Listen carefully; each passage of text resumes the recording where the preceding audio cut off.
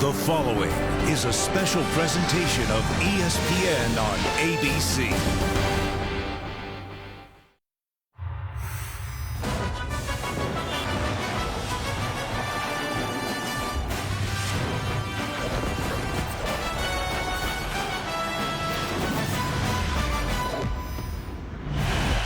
The building buzz becomes a roar in South Florida tonight. A brief but bitter rivalry is reborn in a high-energy, high-stakes collision with playoff importance. Welcome to Saturday Night Football, presented by Walmart. And this presentation of the ACC on ESPN. The Fighting Irish, after a 4-win season a year ago, find themselves 3 wins away from being among the final 4 teams standing in the college football playoff. Miami arrives with a 13-game winning streak. Welcome, Chris Fowler and Kirk Herbstreit and a whole bunch of rowdy friends. This is a tremendous buzz in this city all week and certainly in this building tonight. The backdrop. Number 1 of the playoff rankings going down big on the road. Georgia is beating at Auburn. The Bulldogs, the one team to beat Notre Dame so far this season. So a chance for Notre Dame to move up. Wisconsin, a big statement. Stanford over Washington last night. And Miami has clinched the Coastal Division in the ACC by virtue of Louisville's victory this afternoon. So, Kirk, Notre Dame, wherever they go, they bring the hype and the heat with them, especially when they're on the rebound like this season, as Brian Kelly has just changed the blueprint of his team. Yeah, you got to give him a lot of credit. It's a complete 180 from where they were a year ago. He went out and hired a couple new coordinators. Chip Long's the new offensive coordinator, and they have a physical brand of football led by that offensive line, and, of course, their running back, Josh Adams. He's doing a great job of just having a feel for how to be able to get out there. You and I are on the field before the game, and he's a much taller, imposing looking back in person than when you watch him on film, and he's going to have a big night tonight if Notre Dame's going to go on the road and continue to impose their will on opponents. The left side of the offensive line is what you're going to want to watch tonight. They're physical, they work well together, and they get Josh Adams to that second level running downhill. And at 225 pounds, that's a problem for defenses. Here's another aspect of tonight's game, in my opinion. When he runs the ball, it creates one-on-one opportunities on the perimeter, and Brandon Wimbush has the ability to make those throws. He also has the ability, if you play man-to-man, to scramble and create. He will have to do that tonight on 3rd down against this Miami defense that plays a lot of man-to-man. But it's about Wimbush and it's about Adams, but it's really tonight about the big guys up front and whether or not, again, they can get up front and just dominate the line of scrimmage for 60 minutes. Irish take care of the football. Only 7 turnovers this season, so Miami hunger to reverse that trend, to get that turnover chain out, and their defensive players have been challenged. We talked about the glory days of this rivalry when fast and furious Miami defenses had to deal with power running games. Can they do the same thing tonight, Kirk? They've been challenged. You're right. I think they're really feeding off. The chain's getting a lot of excitement. We talked about it last week in the Virginia Tech game. The most important thing is Manny Diaz has a defense now that is playing with a certain confidence, and they believe that their scheme will work. They're very aggressive up front. We just talked about the Notre Dame offensive line. This might be the best group that they have faced, and it's with the scheme and how aggressive and how attacking they are. So Notre Dame on the road, haven't played on the road in about 5 weeks. How do they handle the environment, and how do they handle the scheme that Manny Diaz will present? No histrionics on the field, but as Notre Dame's buses arrive, a flashback. A bottle smashing out a window of the bus that Brian Kelly was in. Welcome to Miami. Has kind of a throwback feel, but a very relevant high-impact game tonight in Miami.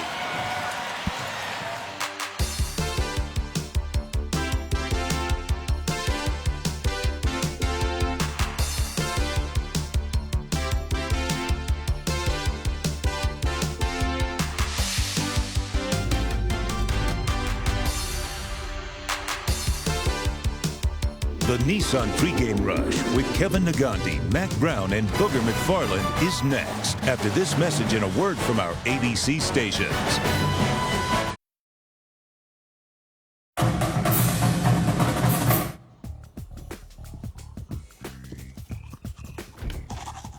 Oh, Joe. Nobody needs to see that. Would you lock the door next time? Now I can't unsee it. Welcome to the Nissan pregame rush. Nissan, premier partner of the Heisman Trophy. Hey there, welcome to the studio. Kevin Nagati, Mac Brown, and Booger McFarland. We had a feeling today could be a day that we could see a shake-up in the top four. Oh, we got one. How about more cowbell in Stark Vegas? Mississippi State and Harris Williams' second touchdown. Alabama responds, though. Calvin Ridley, 2 big catches. No doubt, Calvin Ridley right here. Jalen Hurts scrambles. And what a throw. On the run, on the money. Calvin Ridley, the best wide receiver in America. 14 all, and Alabama sitting at number 2. They have the chance to go to number 1 because the number 1 team in the land knocked off Georgia. They could not handle the offense for number 10, Auburn. No, Auburn dominated this game, but it started with their defense. They held a team that was averaging 279 yards rushing to 46. Wow. Auburn dominating 40-17. Clemson, they clinched the ACC Atlantic. They'll play Miami in the ACC title game as they beat Florida State. All right, who you got, Miami or Notre Dame tonight? Great game. I got Notre Dame because they're going to stay balanced. In a matchup of size and power against speed and athleticism, I'm taking the guys that look like me. Fast guys, I got the U. Fast guys and big guys. Old school game. This is Crockett and Tubbs. Enjoy down at Miami Vice with Herbie and Fowler. All right, thank you. Brandon Wimbush comes off the best passing game of his career. He'll be nervous early, but he has vowed that Notre Dame will produce a dominant and convincing victory tonight in South Florida. He will face a Miami defense led by the sophomore middle linebacker Shaq Quarterman. The Hurricanes vowing to harass the quarterback, slow down the running game, and take the football away, breaking out that turnover chain. Good one coming up in South Florida. This has been the Nissan pregame rush. Kickoff from Miami is next. But first, a look inside Nissan's Heisman House.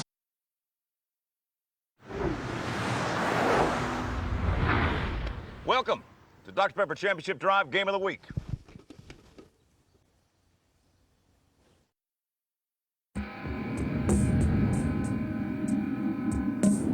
Everybody's fired up for it. Let's make it Miami, man, and I can't wait.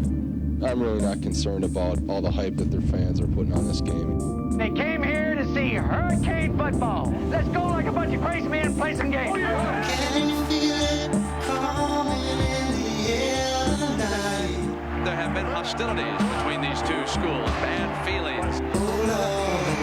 These two teams still don't like each other. It has come down to this play. 45 seconds to play. Notre Dame 31, Miami 30, and going for 2. Incomplete. Nearly 3 decades later, faces, the names have all changed, but the impact of this game has not. Third-ranked Notre Dame, led by a Heisman hopeful, seeking to run into the college football playoff. There goes Josh Adams. 7th-ranked Miami, still perfect, playing every game with purpose and a familiar swagger. Get the turnover chain ready. 2 legendary programs, seeking a return to glory.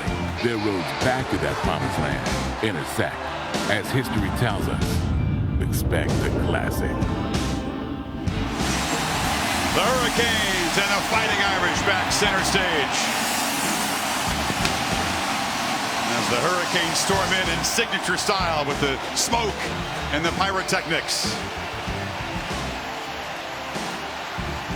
Far before the Miami and Notre Dame players were born. That was the last high-impact game between these two programs, that run between 87 and 90. But they have been reminded of that by the former greats on both sides. Brian Kelly knows his team must match Miami's energy early, but he believes his team is built for the long haul.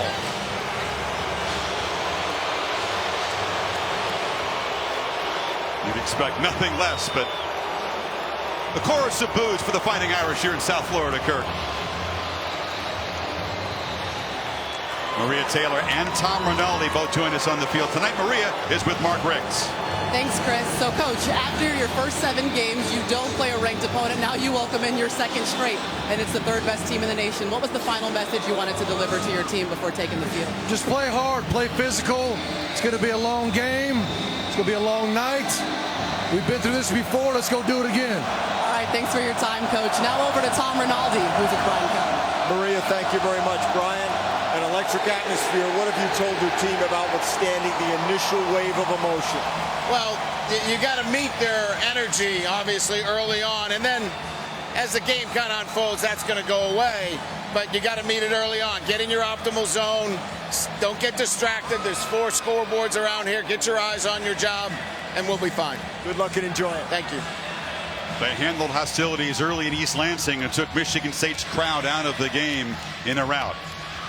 These programs often compared. Miami's 5 national titles, really the bulk of them coming since Notre Dame won their most recent title. 4 different Miami head coaches. The Irish, of course, very much back in the running, a year removed from a 4-8 season. One factor might be the conditions. It's breezy, but it's humid, 77 degrees, far warmer than when you were in South Bend watching the Irish practice earlier this week, Kurt. Yeah, 40 degrees and chilly. They were indoors for practice, but it did make me wonder how they would handle the heat and humidity down here in Miami. Now Miami winning the toss, deferring, so they will kick off, and we'll see this high-powered running game of the Irish take the field first. Thought it was interesting watching and listening to Maria and Tom's interview with the coaches. You could see them both having to lean in to hear the questions. It is going to be very loud in here tonight. Keep in mind, Notre Dame, their toughest road game, East Lansing against Michigan State early in the year. They haven't been on the road in 5 weeks. Handling this is a big factor for them. It's not the old Orange Bowl, but it's as close as it's been in this building.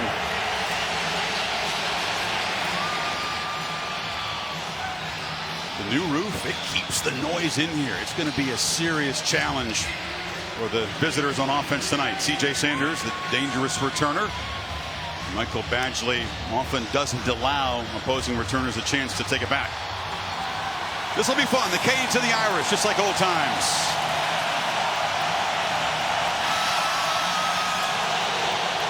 Badgley boots it high, but a chance for a return. And this is Sanders from the 3. Bounces off a tackler. And a nice return out across the 30-yard line. So Josh Adams, who was on the fast track to the Heisman finalist list, then got sidetracked. Only 5 carries, sat out early against Wake Forest. Seems to be okay. No more headaches. Yeah, a lot of people wondered what was wrong with him last week, but the coaches have told us, and I saw on Thursday at practice, everything looks great. He is an imposing back that will rely on that left side of the offensive line. I would argue this Notre Dame entire offensive line works as one unit as well as any offensive line in college football. And Adams behind those big guys, averaging 8.7 per carry this season.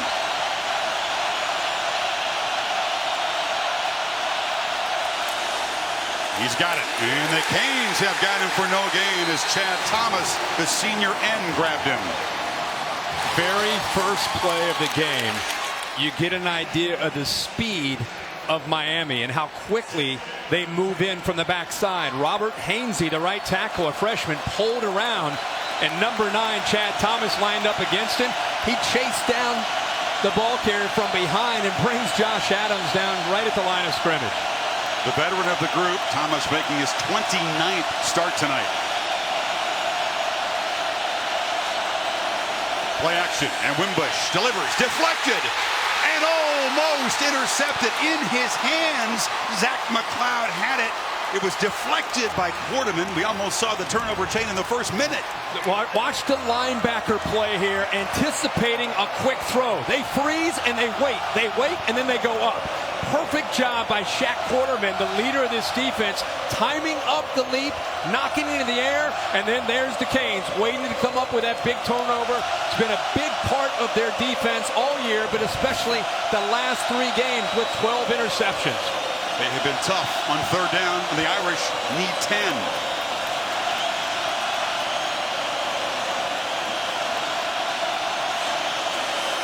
Canes rush only 3. Wimbush has time and delivers a strike. Bouncing off tacklers there is Kevin Stefferson, and the speedy receiver out of the doghouse into Miami territory. Wow, big time throw by Brandon Wimbush on 3rd down. Miami just rushing 3, spying in case of the scramble, but playing zone. A little bit different wrinkle from them on that 3rd down. Now it's Adams on first down. There's just heavy traffic, picks his way, but gets nothing. And Joe Jackson, the other end, made the stop. Tonight's Chick-fil-A impact players. When you talk Notre Dame, we've talked a lot about Josh Adams. St. Brown, I think, on one side, 6. We just saw Stefferson and what he can do. Jaquan Johnson, number 4, the leader of this defense, along with Shaq Quarterman in that front. We're already seeing that matchup between the Notre Dame offensive line and the Miami front 7. Going to be a heck of a battle all night. They feed Adams again. He is a true home run hitter. He went 4 consecutive games with touchdown runs of 70-plus yards thanks to this offensive line, perhaps the best in the country. Yeah, like I said, I think they really work well as a unit. We saw Mel Kiper had the left tackle, McClinchy, and also Nelson. Both of these guys listed for the draft next year is potentially top 15 picks. Another third down. They need 5.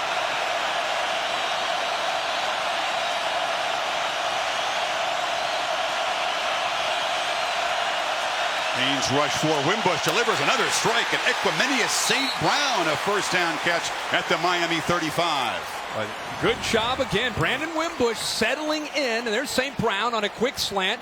What happened is the linebackers just cleared out, made it easy on a passing lane for Wimbush, who isn't the tallest quarterback, but with the linebackers cleared out, a great lane, and he takes advantage of it. 2 third down conversions, and now a first down throw. Wimbush for the end zone. St. Brown over his hands. He had his man beat, the safety Jaquan Johnson. Wow, well-designed play. Love the call by Chip Long. Watch the tight end Smythe right here, and watch how he works to the middle. He's going to take the safety, Jaquan Johnson, with him, and that opens it up behind there, one-on-one. It looked like a little bit of confusion. Johnson bit on the tight end. St. Brown gets behind Johnson because of it, and that time Wimbush just needed a little bit more air, and that would have been a touchdown.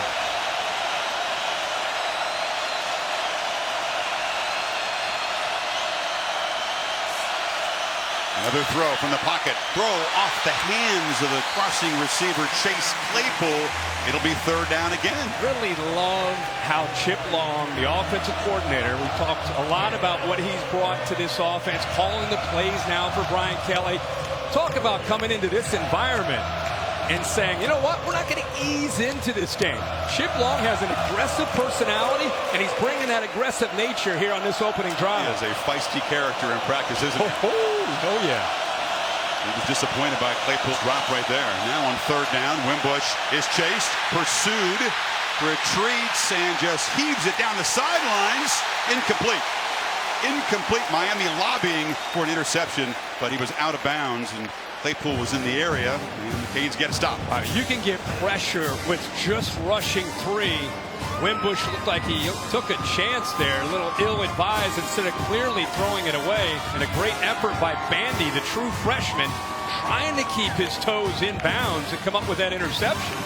Tremendous effort by the 5'9" freshman. I think his toes just left the ground before he made the catch. To elevate. So Tyler Newsome, pretty good at pinning teams inside the 20. We'll try to do that right here as Braxton Berrios waits at the 10. Newsome boots it high. Berrios, very sure-handed returner, makes the fair catch right there. So the Irish move it 35 yards, but are stopped. And now the first possession for Malik Bergier and the Miami offense. You're watching Veterans Week coverage on ESPN, brought to you by USAA. Here in Hard Rock Stadium, Malik Bergier, the junior from Mobile, brings the Hurricanes out for their first possession. Comes off his lowest output passing game in the win over Virginia Tech here a week ago, but his best game as a runner really hurt the Hokies on the ground. And I think a lot of that was because of the style of defense that Virginia Tech and Bud Foster plays. Tonight it's going to be more about his arm and his receivers making plays. Empty backfield. The running back Travis Homer is in the slot to the left. And now he'll come into the backfield.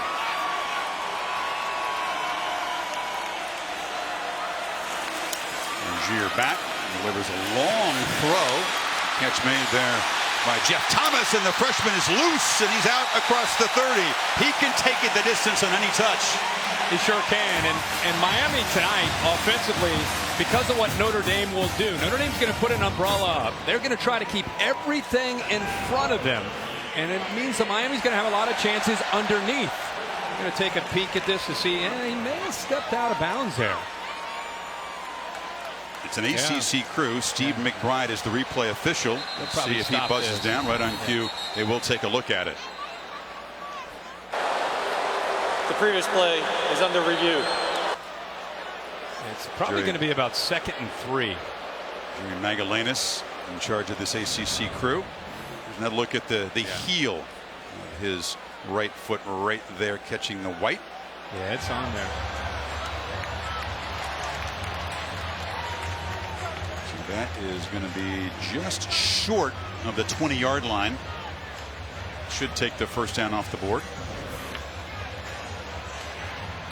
But Thomas, one of those emerging receivers, moved from the slot to the outside. Only his 3rd game playing the new position, but he's a threat downfield. Yeah, he is. But I think Notre Dame's defense comes in. They have a new defensive coordinator, Mike Elko, who came over from Wake Forest, and they're a little vulnerable to the big play through the air. And I think they know that. That's why I said look for a lot of soft zone. And I think you're going to see Rozier throw a lot of underneath passes, rely on yards after the catch, like we just got an example of with Jeff Thomas. And Notre Dame's going to say, let's try to give up some plays and then make Miami execute in the red zone and see if we can force some field goals. Jeff Thomas, as well as number 82, Amon Richards, who's a speedster. Braxton Berrios in the slot, number 8. He can get deep. And Chris Herndon, the tight end. You think he's a real matchup challenge for this Irish defense tonight, number 23 for Miami? I think Herndon and Berrios against the linebackers is something that Miami will look to try to make some plays on in the middle of the Notre Dame defense. And also just what you just saw, you get the ball out to Jeff Thomas and you have soft corner play, make those corners have to make plays in space. I'll tell you what, the ACC is methodical sometimes when they do these replay reviews, and they are taking their time on what seemed to us a pretty clear case of the heel hitting the sideline. Dave Katai, our expert, let's get him an early rep, Kirk, in the first few minutes here. Dave, what did you see from our replay? Clearly stepped out of bounds. I think what's taking a lot of time is they have to reset the clock because he stepped out of bounds and find the exact yard line. But I think it should have gone a little quicker than this, to be honest with you. We spent 5 minutes to add a few seconds back to the clock. Okay. After review, the runner stepped out of bounds at the 19-yard line. Correction, 19.5. It will be 2nd down. So Thomas, who did not have a catch against the Hokies last week, does make the early play, but it'll be 2nd down and short.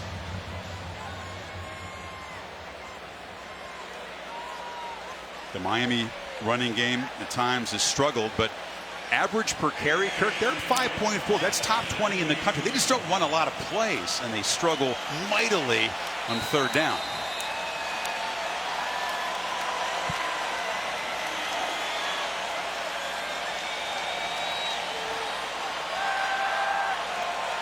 Irish showing some pressure on 2nd and 2. Homer. And he scoots for a first down. They're playing without Mark Walton, who's the alpha of this offense, out for the year with an ankle injury. He was their top running back, so Homer's had to step up. Yeah, I was really impressed last week with Homer, how hard he ran. Been a special teams guy for Miami, and with the injury to Walton, has stepped up to become their go-to guy in that backfield. He's going to have to carry the load more tonight than he did last week, with Rozier having so many carries himself. Homer also an effective receiver out of the backfield, 15 catches this season. Rozier has time from the pocket and delivers a little dart across the middle. That's Herndon getting involved early, the tight end.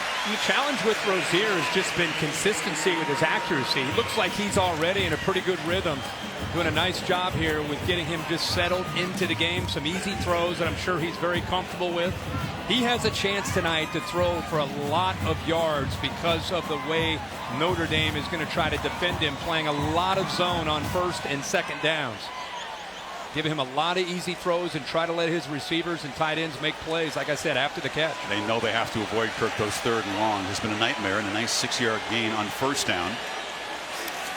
Rozier again.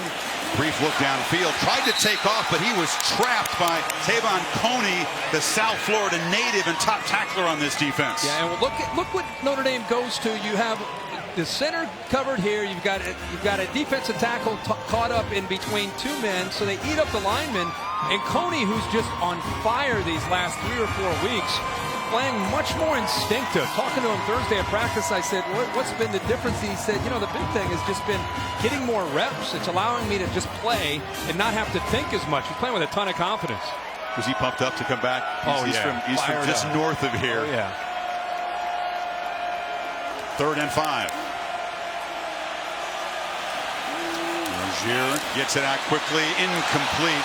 Well covered down the middle was Ahman Richards. He was bracketed there, and it's 4th down. This is really a good job by Notre Dame. You're going to see Nick Coleman, 24, to come over and help Julian Love. That's the bracket, the double team, take away their biggest threat, which is Ahman Richards on 3rd downs.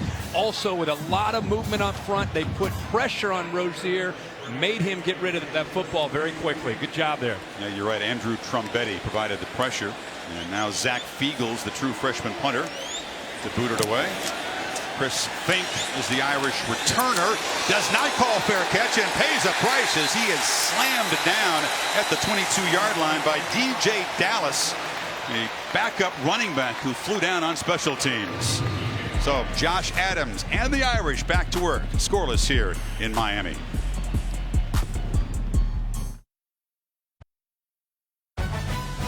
Saturday Night Football on ABC is presented by Walmart. Walmart. Save money. Live better. In part by Nissan. Innovation that excites. And the Home Depot. More saving, more doing.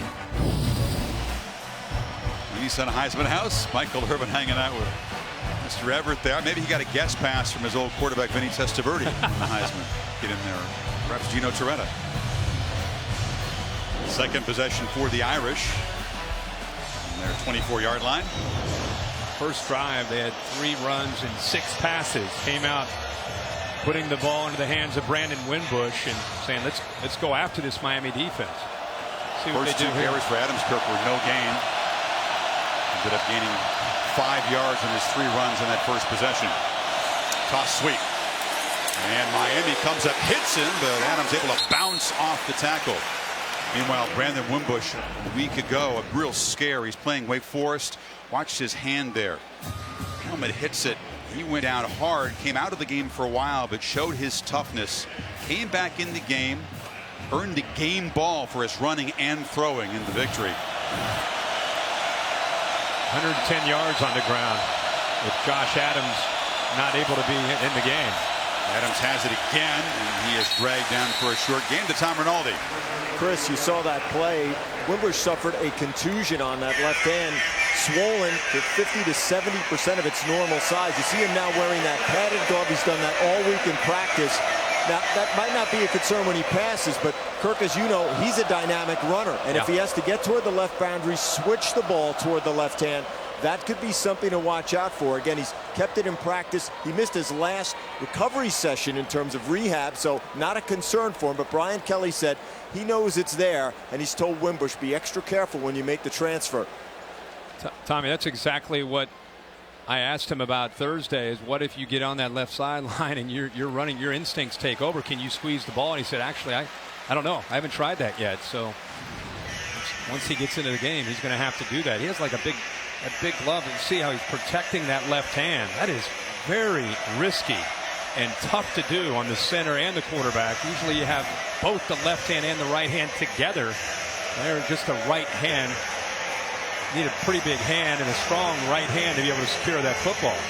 Canes defensive tackle Anthony Moten was slow to get up. Eventually did walk to the sidelines. We'll go into that tent for an examination as the Canes try to get the football back. Notre Dame meeting 3 on 3rd down. Quarterback run here on these 3rd and shorts. Good call, option look, the pitch in the boundary, and the Canes stuff it out and smother him for a loss. Jaquan Johnson hit Claypool, the receiver, who came around to take the pitch. And he came about 15 or 20 yards. He's right here. He sees the motion. Look, you can see his eyes looking at it, so he knows what to expect, and he takes off. He didn't wait. He didn't hesitate. He knew that he had the pitch. He saw the receiver in motion. He trusted that Wimbush would be taken away, and then he makes the play there on the receiver. Nice job. Heart and soul of the defense. Undersized, quiet but respected leader. And now Newsome punts it to Berrios, who have a chance from the 25. Braxton Berrios, the slot receiver, the fine scholar athlete, puts Miami in good position at the 43. Cassidy Hubbard with your Dr. Pepper Championship Drive update. A battle of the top two teams in the Big 12. Number 5 Oklahoma trailing number 6 TCU until Rodney Anderson gets some good blocking, gets in for 6. Sooners now up 10-7 early in the first. Chris Hervey, back to you. Cassidy, thank you. Miami set up for its second possession. Poor hang time by Fiegels allowed an 18-yard return by Berrios. So Miami from the 42.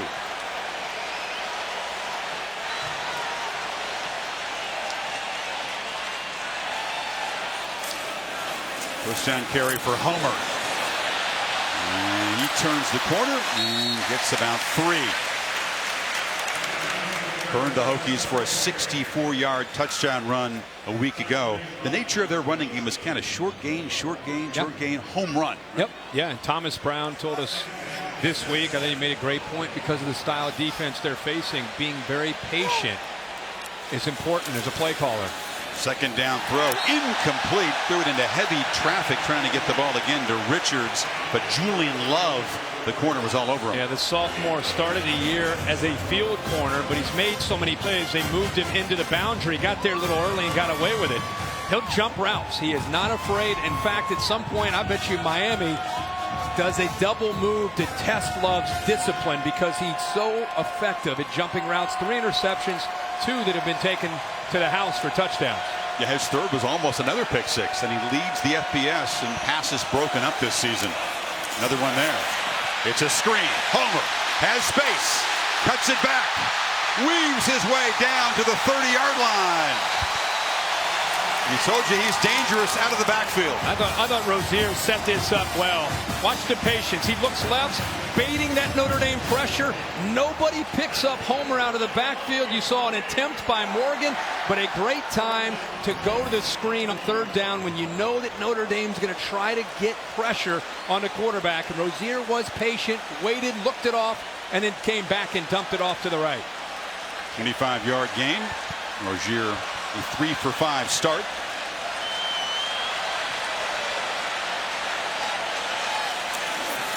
Looking to throw on 1st down. Herndon makes a hands catch and muscles down inside the 20.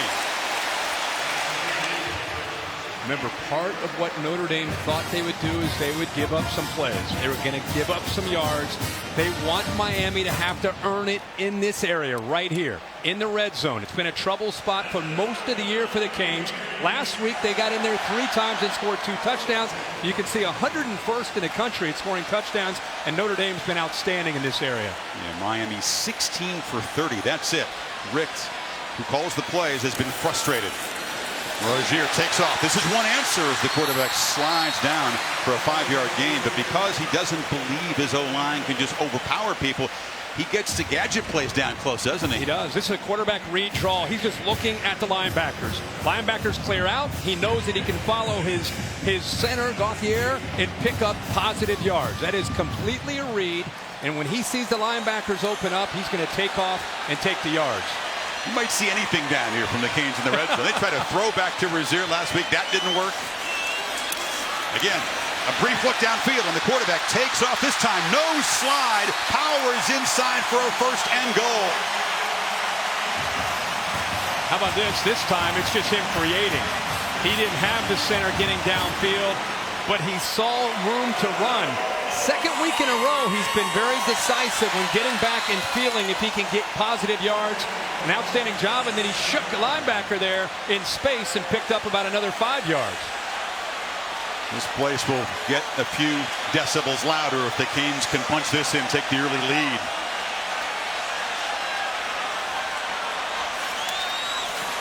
fade over the head of Amon Richards, who was covered by Love. Well, that is a heck of a matchup. Julian Love is saying, bring it on. I love this one-on-one matchup. Let's do it. Good against good. Richards, who's getting healthy. The great thing is the positioning of Love, the anticipation of the potential fade, and then getting his head turned around and waiting for that football. That was perfect technique that time by Julian Love on the fade by Richards. A little shake of the head. They've targeted Richards 3 times, haven't completed one yet. 2nd and goal. Rozier again lobbing far side of the end zone. Berrios, touchdown Miami, and the Canes strike first.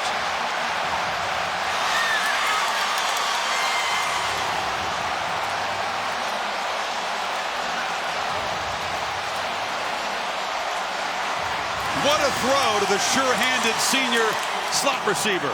Well, he had a lot of room to work with against the nickelback Sean Crawford. They're going to confirm just to make sure that he secured the football and got his feet down. What an effort by Berrios. Aggressive pylon cam going to confirm it. He got both feet down. Well, the key was, did he hold on to the football when he went down? The progressive pylon cam showing that he definitely got his feet down and held on to the football. What a play there. 8 touchdown reception for Braxton Berrios. Rozier sharp on the drive. They move it 58 yards in 8 plays to take the lead. He had room to work, a lot of room to the outside against the nickelback, and the placement of this football could not have been any better by Rozier for the touchdown.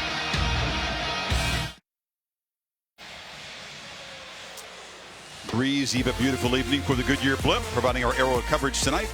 Committed to honoring Blimp-worthy athletes who demonstrate hard work on and off the field. Goodyear, official sponsor of the college football playoff.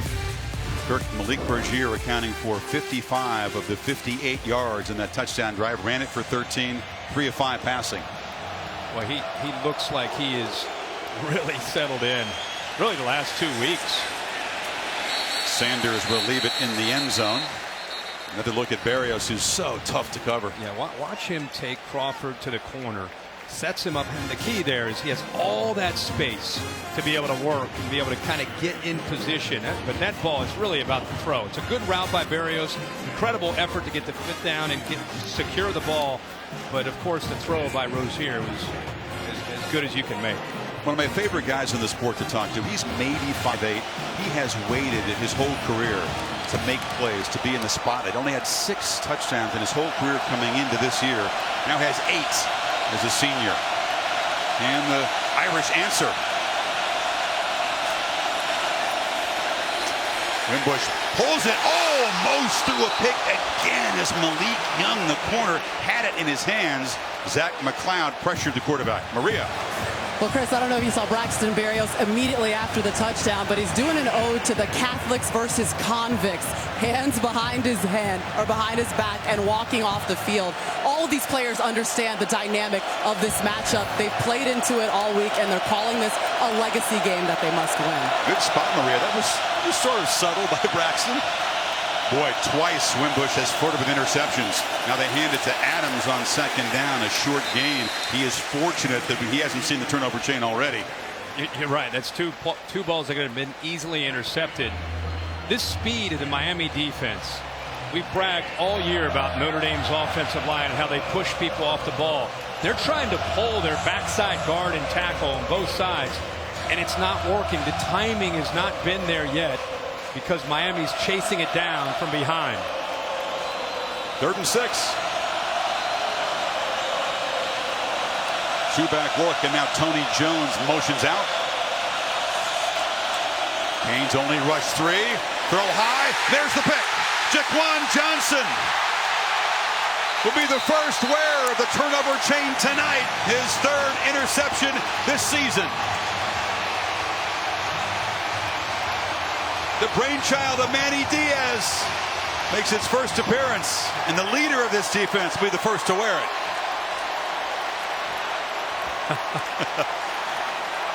Well, he made some big plays last week. Ed Reed's got his chain on. He's excited.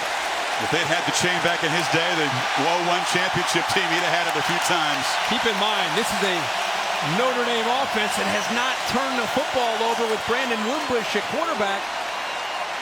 It's going all the way back to September against Boston College. Had a streak of 114 without a pick coming in, just his third of the season. And now Miami from the 32 trying to build on this lead near the end of the first quarter.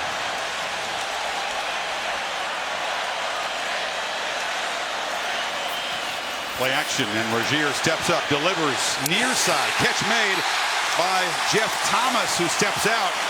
Both number 4s for the Canes making plays. Go back quickly to this interception. This is an errant throw by Wimbush. Watch the ball sail on him. That's why accuracy is so important. If he puts that on the numbers, it's a first down. His receiver can get down. Instead, he goes up high, and the ball is tipped and intercepted, and Miami comes right back and attacks, getting the ball to Thomas.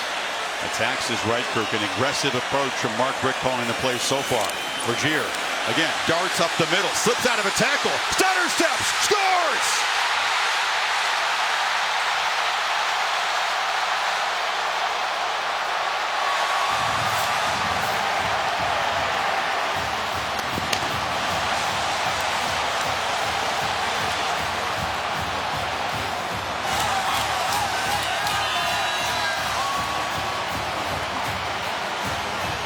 November 2017, but it's beginning to feel a little like the old days in the OB. The Canes, a 2-play touchdown drive after the interception.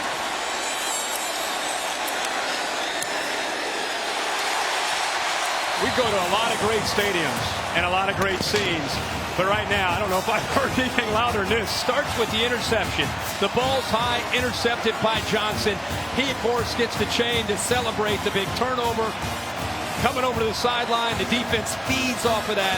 Miami, a pass. Second play, watch the center again.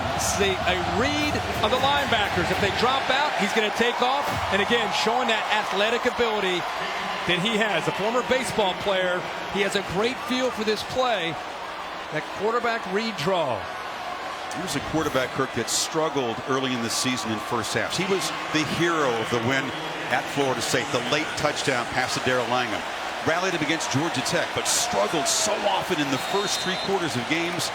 Last week's game against Virginia Tech, he took a step up, and he has built on that so far tonight. I think he gained a lot of confidence in the way he played last week. And as you said, he's off to a great start tonight against Notre Dame. Sanders from the 2. Hit hard. You can hear the pads popping. A flag comes in on the return. It was not near the tackle, but Travis Homer, the starting tailback, flying down. That's really what he's known for before he started carrying the football. During the return, holding number 44. 10-yard penalty, first down. So the holding penalty will back the Irish up inside their 20. Taco Bell, proud partner of the college football playoff. Be on the lookout for Taco Bell student sections and passionate fans like these all season long. Passionate fans this morning at College Game Day. What a scene on the campus in Coral Gables to kick off this day. Well, it was awesome.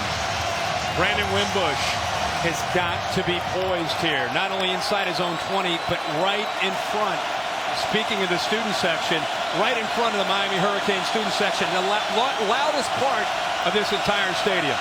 Irish have been rocked by 2 touchdowns in a minute 28. Looking to throw on first down. Wimbush cannot escape. Dragged down on the edge by Trent Harris, a backup defensive end. Yeah, good coverage. Miami this time goes to man. Wimbush is used to being able to get outside, being able to make plays with his speed. He's not used to a defensive end like Trent Harris, able to chase him down and bring him down. He's been making plays with his feet all year. Tonight on the road against this defense, off to a little bit of a slow start when it comes to his ability to create. This offensive line, which has manhandled opponents all season long, being out-quicked so far. 2nd and 13, Wimbush delivers a low throw, and it's incomplete. They have not been in this position this season. And you talked about this, the first road trip in a long time for this team, and they have got to take a deep breath right now. And especially him. He came into tonight completing 51% of his passes. I want you to watch him. Watch his technique. Watch his form after he throws the ball. See how he dips down? he's not comfortable. His footwork is affecting his accuracy, and he kind of dropped down like a pitcher, knowing that that ball was going to go low. He had the 2 third-down completions first drive, but he's 2 for 9, and now in 3rd and 13, Wimbush trying to get it with his legs, and he'll be slammed down far short at the 20 by Young and McLeod, and the punt team comes out. After the first 2 plays, that's really the smartest call that Notre Dame could have made. Just be safe here. Almost need to weather the storm here with the way this game has gotten out of control and favoring Miami. If you wanted to come in as a visitor, make some plays early to calm down a rowdy crowd, exactly what you don't want to do. This place is lit right now. Newsom gets it away. Barrios this time does make a fair catch signal at the 36-yard line, and the Hurricanes tonight solving one of their trouble spots. Yeah, and it's been an area where the last couple of weeks Rozier's made plays running the football. That one, he just pulled down and made a great run. This was a heck of a throw. This one a little bit more of a design. The read draw where he gets his center out front blocking for him, and again, he'll surprise you with nifty moves and in the open field, making people miss. And this guy's getting into the red zone. Remember, Notre Dame said we're going to get him into the red zone, and then we're going to try to get them to kick field goals. During the kick, holding number 23 for the kicking team. That 10-yard penalty will be assessed from the end of the kick. First down. They got Drew Tranquil, one of their captains, the linebacker, with the hold, and that will move the football to the 46 of Miami. All of a sudden, this Notre Dame defense needs to make a stop from this one getting any more out of control. And they are facing a very confident junior quarterback, Malik Rozier, at the moment. Keep in mind again, Notre Dame has not been in this kind of setting all year. Haven't trailed after the first quarter all year. This is uncharted waters. Wildcat. You got DJ Dallas, the running back, who's a high school quarterback, by the way, with Rozier out to the left, and Dallas is going to take off and fight for some yardage into Notre Dame territory. You know, if you're a championship caliber team, and both these teams think that they are, and you're on the road and you're down 14-0, somebody's got to make a play. Somebody's got to be able to create a turnover, come up with a sack. Somebody's got to do something for Notre Dame if they're the team that they think they are. Same look again as Dallas takes off out of the Wildcat. Bangs into a blocker, now gets free again. DJ Dallas sets up Miami inside the 25. Got a block on the edge from the receiver, Thomas. Yes, he did, and watched the right side of the offensive line here, too. Donaldson, St. Louis do a good job opening it up, and these receivers from Miami, they don't mess around when it comes to blocking. They get after it downfield. Same look again. Rick says it's working. We're not going to change it. This time it's a run to the left by Dallas and a short gain. So Miami, 3 consecutive Wildcat plays. That's not a look we've seen from them, but a wrinkle from Rick and a very impressive opening quarter from the hosts. 14-0 Miami. End of 1. Back after this message and a word from your local ABC station.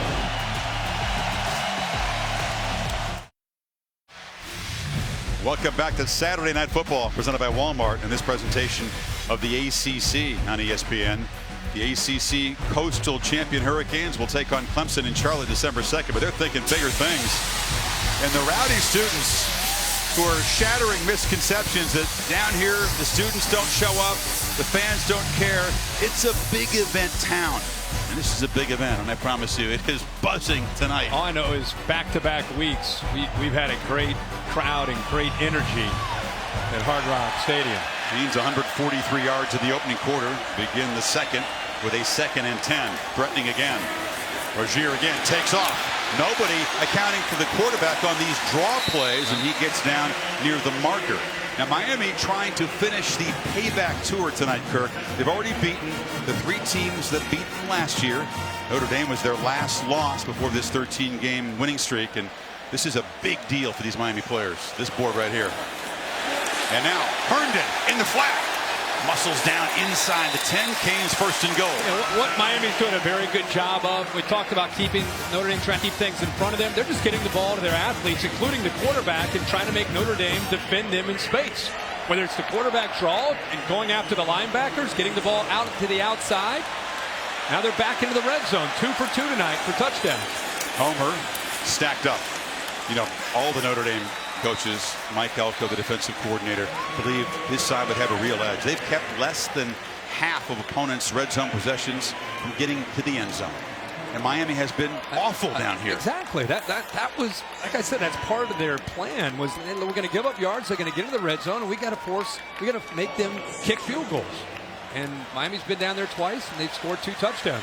You would think they might spy the quarterback in this one. Spy the quarterback and watch Berrios right here in the slot.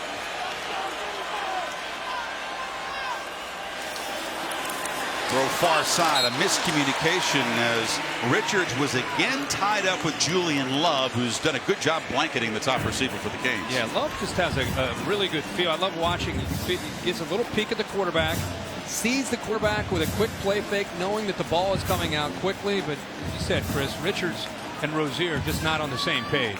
And I say top receiver because Richards is the big play guy, the guy to look to for the shock plays downfield. But 0 for 4 in their targets for number 82 tonight. 3rd and goal.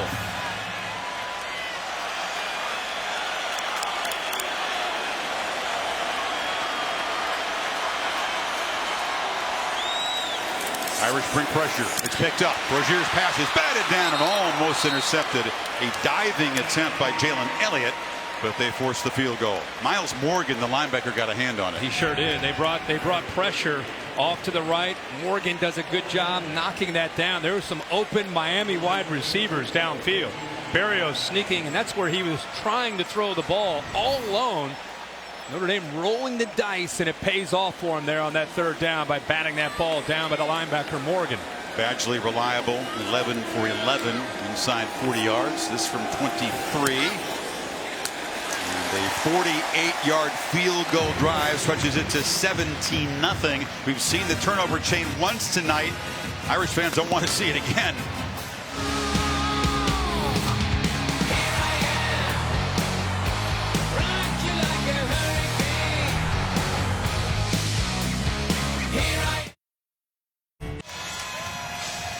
The home underdog Hurricanes with a 17-0 lead. Our Dr. Pepper Championship Drive game of the week. Michael Badgley, senior kicker, just tying the Miami career field goal record.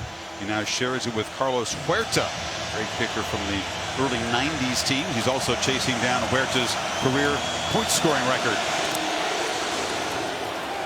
Boots it away, and Sanders again will take a knee.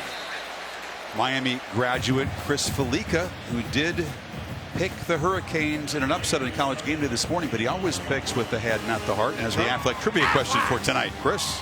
Thanks, Chris. Of course, this is the 5th time since 1987 Miami and Notre Dame have met as top 10 opponents.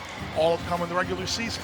Since '87, which 2 teams have met the most often in the regular season as top 10 opponents? Ooh, I like the question. This is one you got to give us a minute. Well, some urgency, Kirk, for Notre Dame. Big drive for the Irish and their offense. And for Wimbush, personally, who hasn't had a completion since that opening drive. Josh Adams has not gotten on track, just 16 yards rushing. They feed it to him, and Josh around that vaunted left side of the offensive line gets across the 30. He is known as a power back, but he's got sneaky speed when he gets to that second level. But he just has not been able to really be able to run downhill tonight into those linebackers. Got it again, running left, and it's very slow developing. And this Miami defense is playing too fast for the slow developing plays. It's that matchup we wanted to see. Who's going to win that matchup? Miami doesn't feel threatened. D. Delaney that time, a corner on the blitz. They're attacking that running game.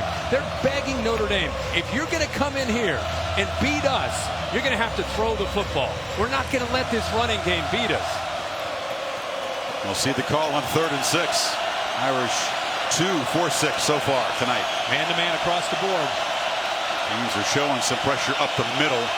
They're going to play clock at 4. They're going to spy Wimbush. He's dangerous scrambler here. Got to hurry. Just get it off. And Wimbush under immediate pressure does take off. Shows the athletic ability. Fights near the marker at the 34. He will be just short. Trajan Bandy stopped him. You knew the blitz was coming. You knew they would spy. They tried it with Zach McLeod. He actually avoided him, made him miss. Wimbush, typically, he tries to work through his progressions. It's an area that he's been improving. There was the spy. He made him miss. But Brian Kelly senses some urgency and importance of this drive deep in his own territory. 4th and about half a yard. He thinks he wants to go for it. This is a serious gamble. Kelly's kind of going all in on 4th and 1. And a flag before the snap. About 3 or 4 of them. Now I'm hearing that a timeout was called by Notre Dame before the snap. If so, did they ever catch a break? There is no foul. Before the snap, timeout was called by Notre Dame. Their first timeout of the half. What about this decision? Down 17, your own 35. And they're talking collectively. See Brian Polian, the special teams coordinator, in there as well. So they're talking it over. We'll see what the decision is after this quick break. Saturday Night Football on ABC, presented by Walmart, is brought to you by Ford, going further so you can. And Pacific Life. Experience the power of Pacific. A salute to our veterans around the world on this Veterans Week on ABC and ESPN, brought to you by USAA. After the timeout, Kirk, the Irish offense is on the field. They need about half a yard from their 34.5. Keep in mind, we showed you earlier with that injury to the left hand. He looks like he's going to take a snap under center. You would think a quarterback sneak would be a great call, but the last time we showed you, he was taking a snap with one hand. Adams is the back in the I formation. An early gamble from Kelly. Adams got it. And fights and battles and stretches for first down yardage across the 35. How about this Notre Dame offensive line? They've been blowing people off the ball all year. These linebackers from Miami are getting downhill. The defensive linemen are getting off blocks. Adams, very fortunate to pick up that first down. They put a tight end, Brock Wright, in his fullback, typical, and motion another one, Wisher. Adams again trying to run left, but they have had their way all season long, but not tonight. R.J. McIntosh was in there. Watch the quickness of McIntosh. He's backside. This has been happening all game. Watch how quick he's shooting gaps. I mean, they're penetrating, and it's not always on the play side, it's the backside. Miami doing such a good job of blowing these plays up before they even have a chance to get started. Notre Dame, it just feels too slow, the execution. This is Jones, has some space around the left side, a rare positive running play. And he sets up a 3rd and short as we kick it back to Cassidy. Thanks, Chris. AT&T Field Bass and Alabama in Starkville, and the cowbells are ringing. Nick Fitzgerald just trucks an Alabama linebacker on his way into the end zone, capping off a 13-play, 69-yard drive. Mississippi State up 21-17 over on ESPN. Chris, Herbie, back to you. Well, we'll keep you posted. Meanwhile, Cassidy, 3rd down. Adams not going to get there. Another slow developing play, and Delaney came off the edge. Absolutely. It's the guy. It's the defensive pressure, whether they shoot a gap or they close from the edge. This time it's Pinckney, 56, the linebacker. See Thomas come down there and get involved as well. Notre Dame again. They're going to go for it. And instead of being under center, he's going to be back in the shotgun. They need a full yard here on 4th down.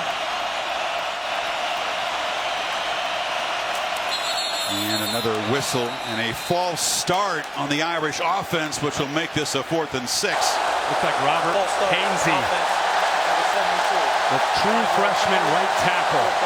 And the crowd congratulating itself. They feel that they played a part in that penalty. They did.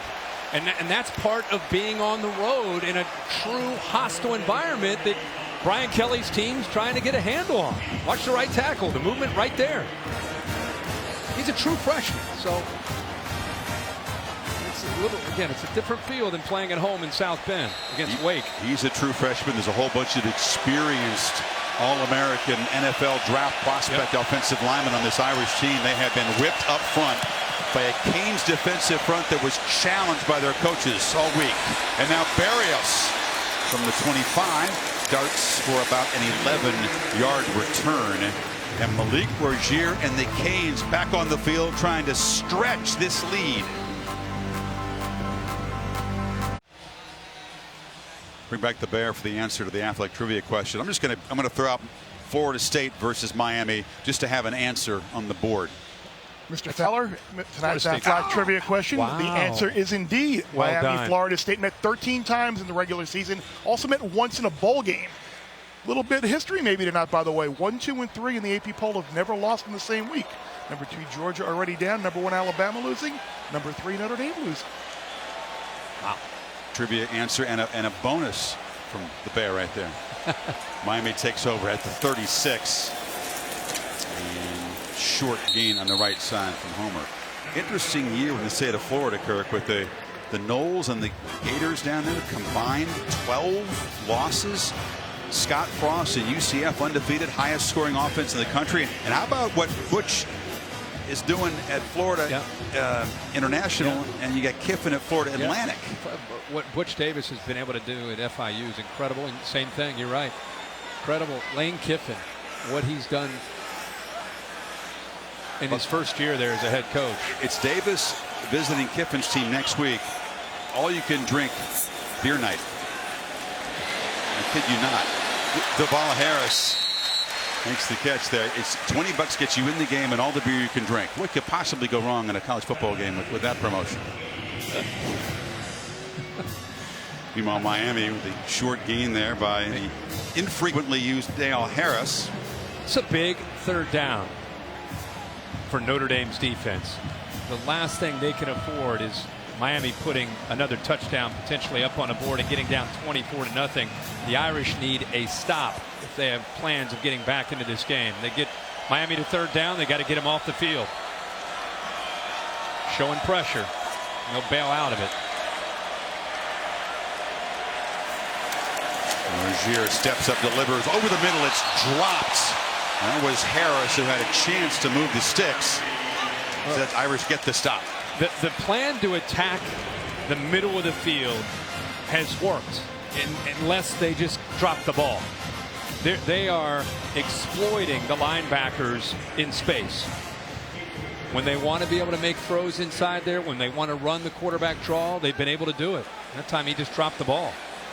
A missed opportunity for Miami. And now Fiegels to think. On the bounce, it will roll dead at the 7-yard line. So the Irish in a big hole here in the second quarter. Take over, pin back.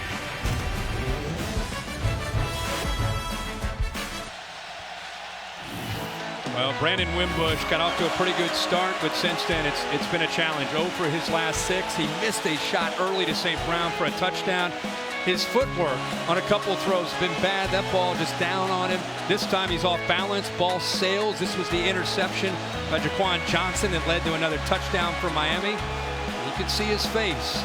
This game right now looks like it's moving very fast for Brandon Wimbush, and he's pinned deep inside his own, close to his own goal line right now. He hasn't really had that look since the loss to Georgia, has he? Looks to throw on first down, delivers high, intercepted. Malik Young looking for a block, spun down inside the 10 as the turnover chain will make its second appearance tonight, and Notre Dame in deep trouble now.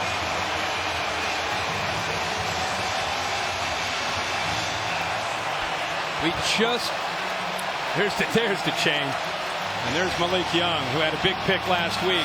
Chris, we just put a package together talking about how he's been erratic. He had 2 interceptions on the year coming into tonight, and he's got 2 interceptions already tonight in 10 attempts.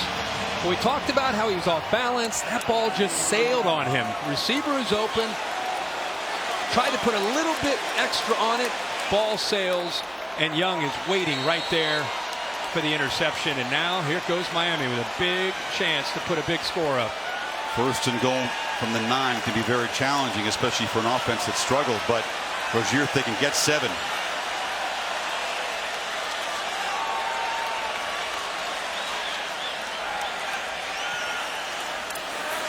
Again, looks to take off. That time ran into traffic, but escapes for a short gain as we take you back to the interception there by Young. See, watch him put a little bit on it, and by doing that, the ball is just high. Malik Young is good job of being ready. See that ball just did not come out clean. Receiver that time, Claypool just didn't have a chance. Way too high. Claypool's a tall receiver at 6'4". He's got to just settle down. I mean, they got to get back to maybe that script they had on the first drive. Some easier high percentage throws, which that actually was, just to try to get him that look back. His eyes right now don't look good to me. The freshman Dallas back in the Wildcat position on 2nd and goal.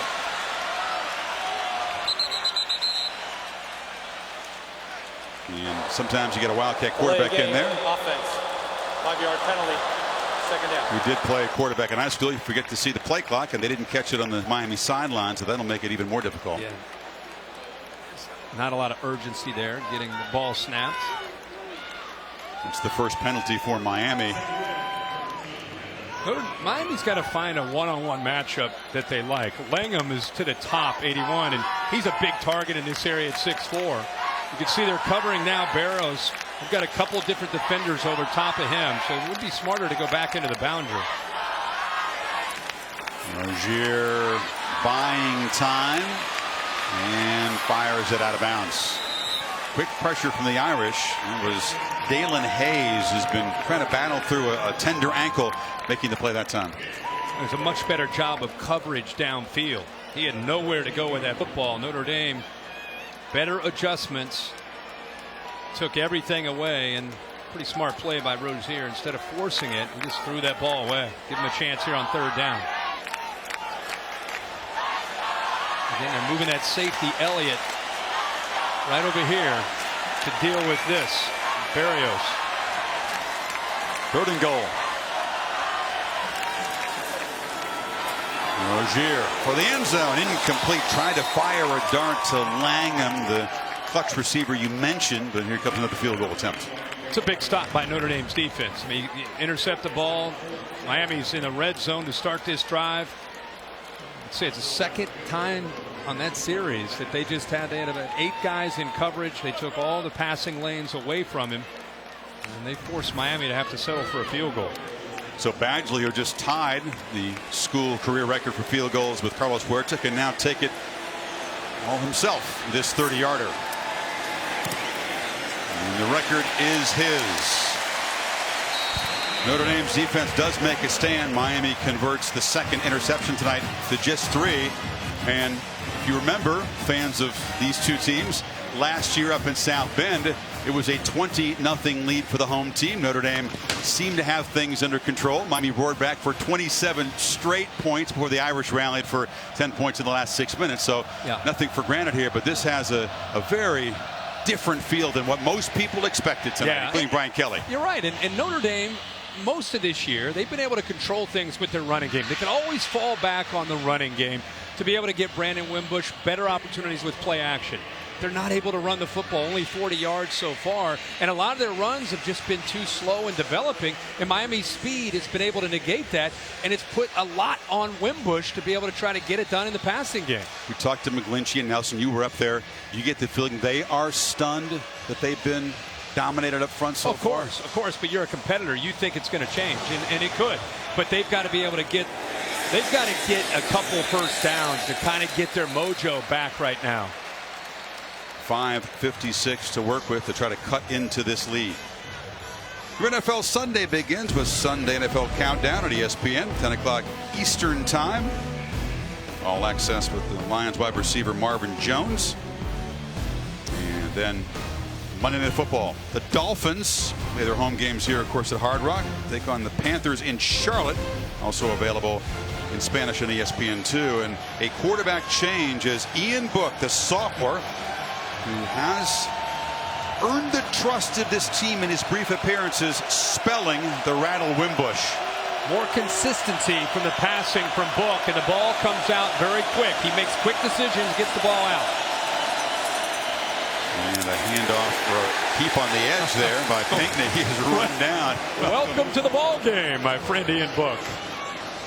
There's Michael Pinckney, middle linebacker, able to chase him down and hit him. And actually, Chris, that's probably the best thing that could have happened to Ian Book.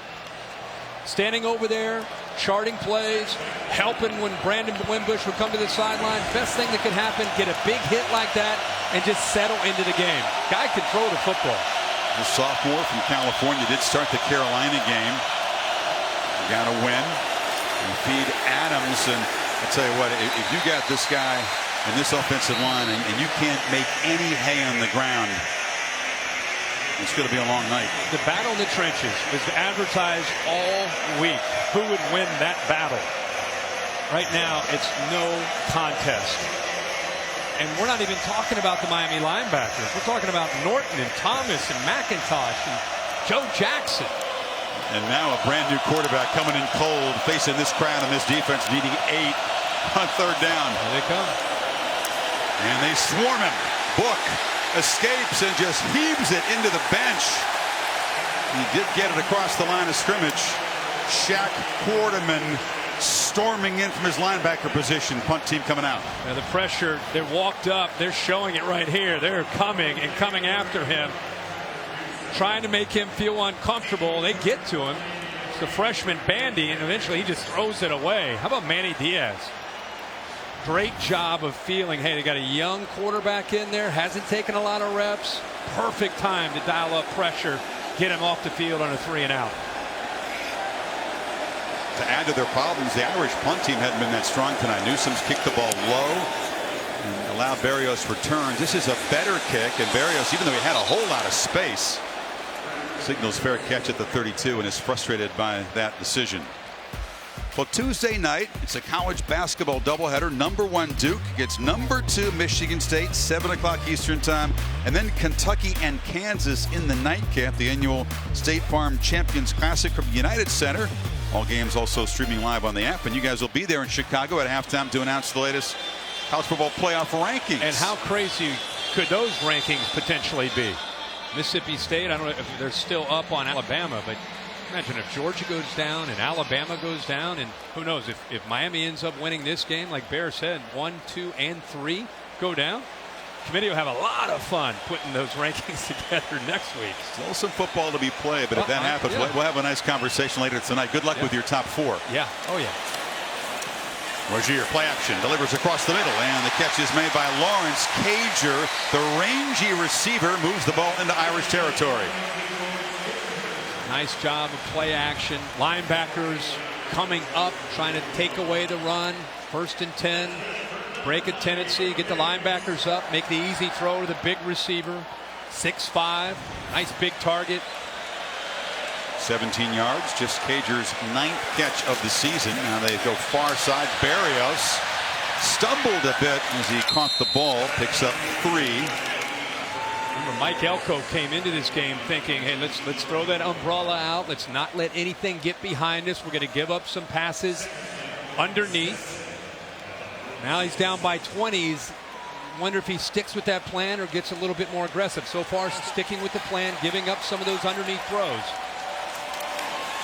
And they think up at far side, Herndon knocked down. Elko coming from Wake Forest, where his defenses were known for disrupting with the pass rush and takeaways. 2 areas that Kelly knew he had to fix from last year. That's exactly right. He's done an incredible job of being able to get this defense to play with confidence. Big 3rd down here again. Playing with some tempo. They need 2. Homer picks his way, battling and fighting, and he'll be stopped a yard short by Tavon Coney. So it's 4th down. Decision time for Rick from the Irish 40. Playing fast. Going quick. There they go. Notre Dame not even lined up. Yep.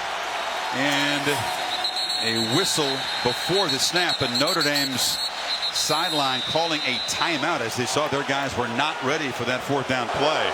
Before the snap, timeout was called by Notre Dame. Their 2nd timeout of the half, 32nd timeout. So Rick trying to stretch the lead before halftime here, trying to add to this 20-0 lead.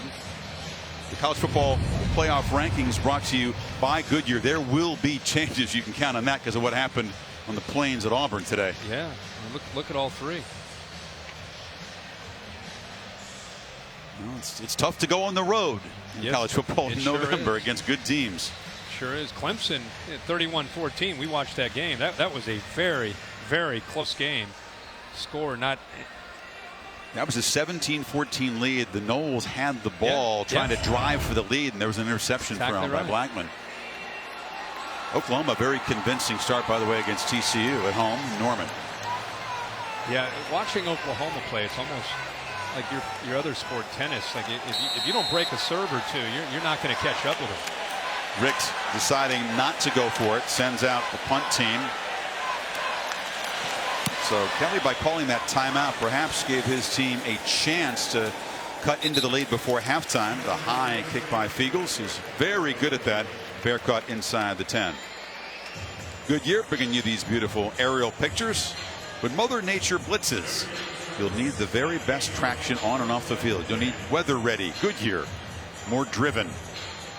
The Irish, Kirk, held to 73 total yards, just 43 of those on the ground. 24 by Adams. And it seems like every time they start a drive, it's inside their own 20-yard line. Every drive. Other than the first drive, they've not been able to flip the field. And when you're down 20, it's hard enough. But to try to call plays when you're down 20, backed up by your own goal line?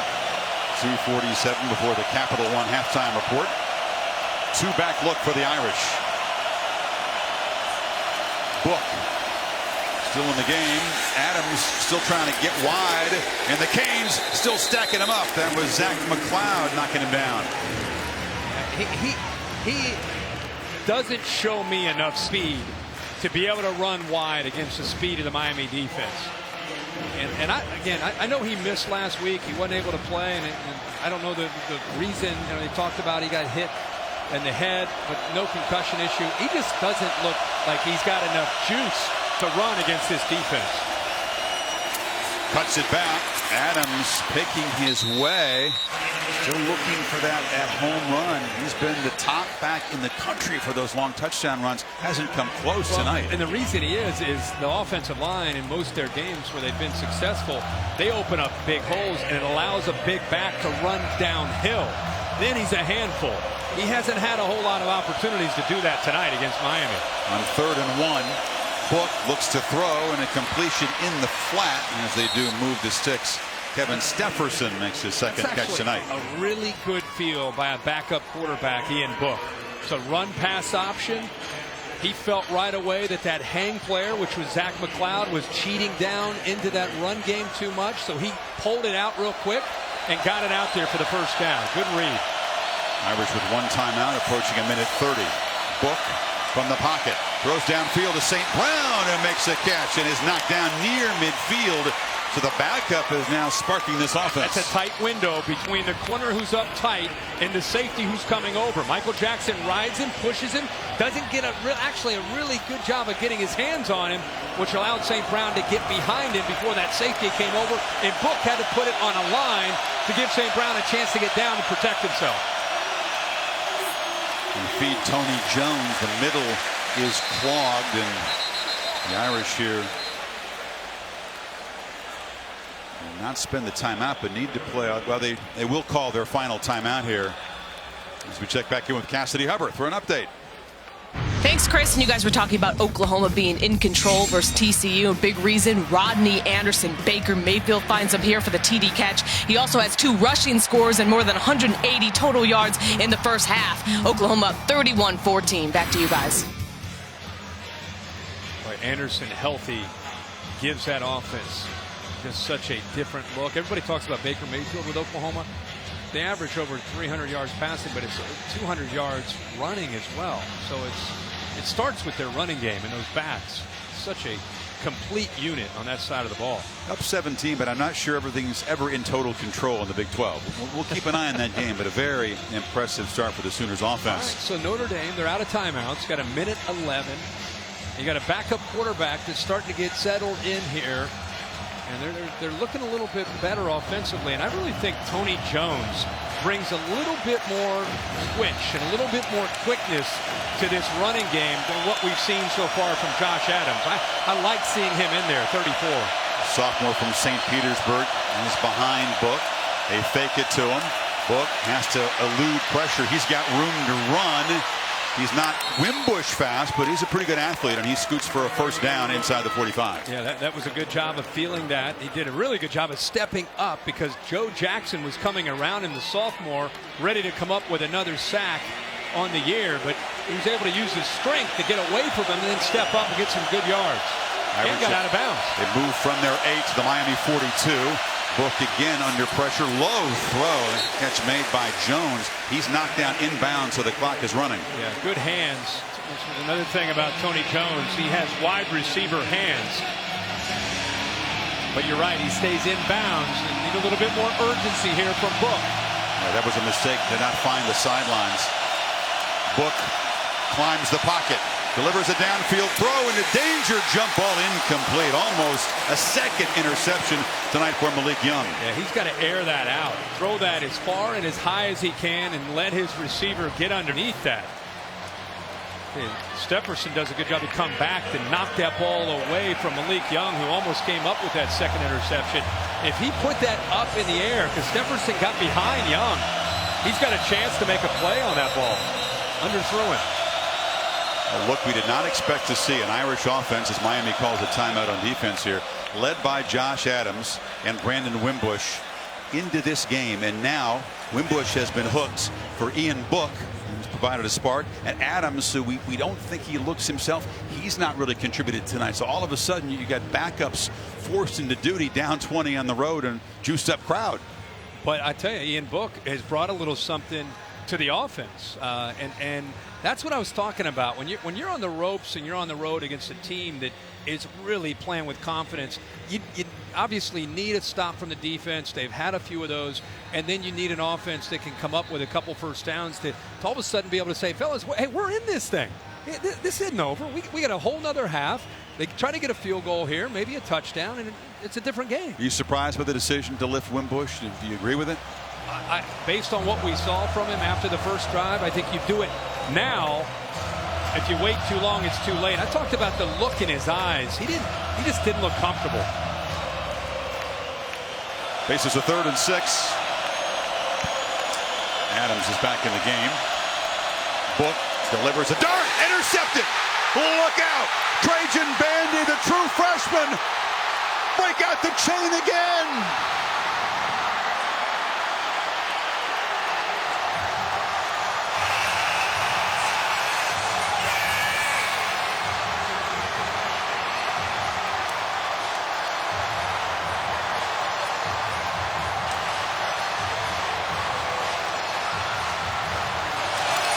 A disastrous play for the backup quarterback.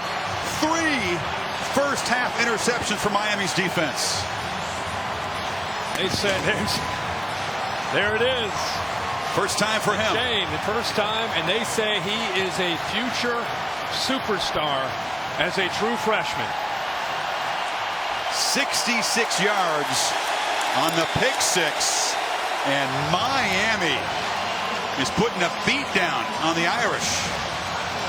Chris, this is being well schooled and well prepared by this defensive staff. He's out here, but he has a feel there's going to be a quick slant that goes in front of him. It's going to come here, but he's reading this. The quarterback telegraphed the pass, and he got a jump on it right there. By reading his quarterback's eyes, having eyes on the quarterback, it allows him to get a little bit of a head start and anticipate the throw. He jumped the route, looking at that quarterback, and makes a huge play again for the Canes defense. Notre Dame's last visit to this building, they came in as the #1 team against Alabama in the BCS championship game, a first-round knockout. They looked completely overmatched that night, beginning to feel a little bit like that tonight as Kelly tries to calm down Book.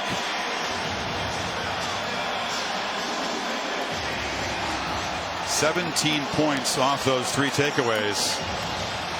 Trajan Bandy wearing that chain for the first time in his career, definitely not for the last. I agree with you. This guy's a future star. Playing the nickel, a local guy. Bandy and Amari Carter, a couple true freshmen.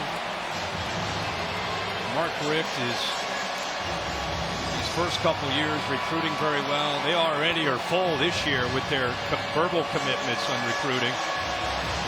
But there's such a confidence and a swagger. You can say it's the chain that sparked it, but they don't care what the opponents have done all season long. The Hokies hadn't been turnover prone, far from it. But they came in here 4 takeaways. The Irish had taken care of the ball beautifully all season long. Yeah. Against Diaz's group, doesn't matter. No. Yeah, I mean, that's what Notre Dame, that's how they've been able to win games, is the turnover margin. They're plus 12. They're 4th in the country coming into tonight. That's been an area, not only have they been okay, that's a strength, is taking care of the football.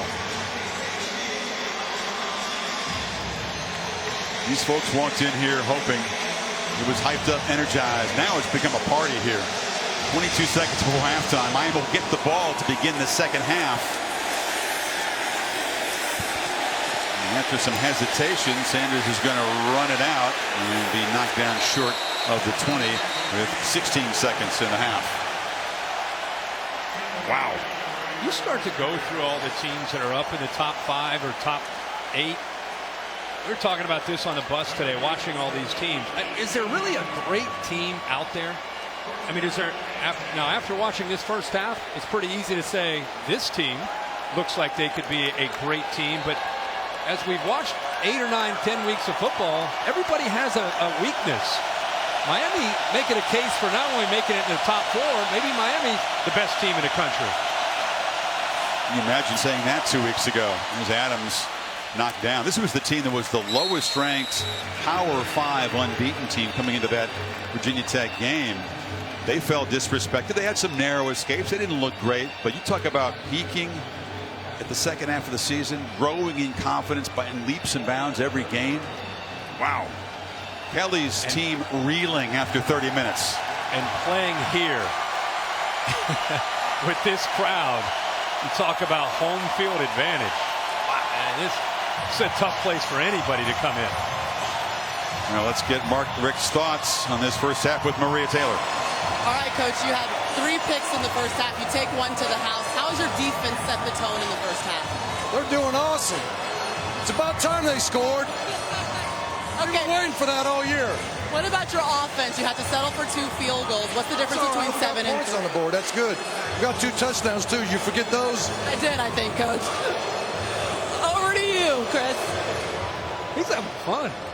Yeah, I think everybody in the building wearing orange and green is having fun.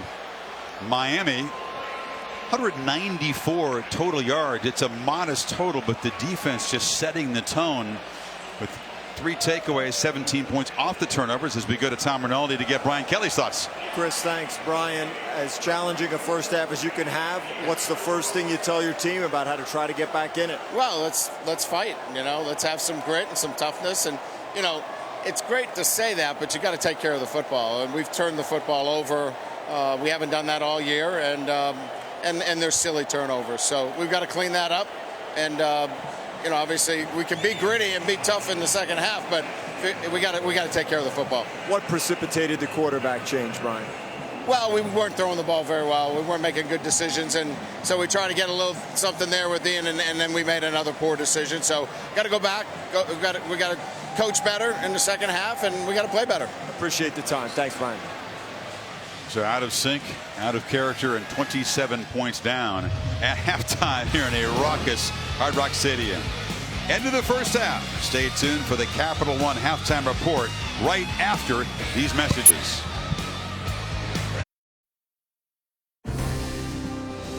You're watching Veterans Week coverage on ESPN, brought to you by USAA.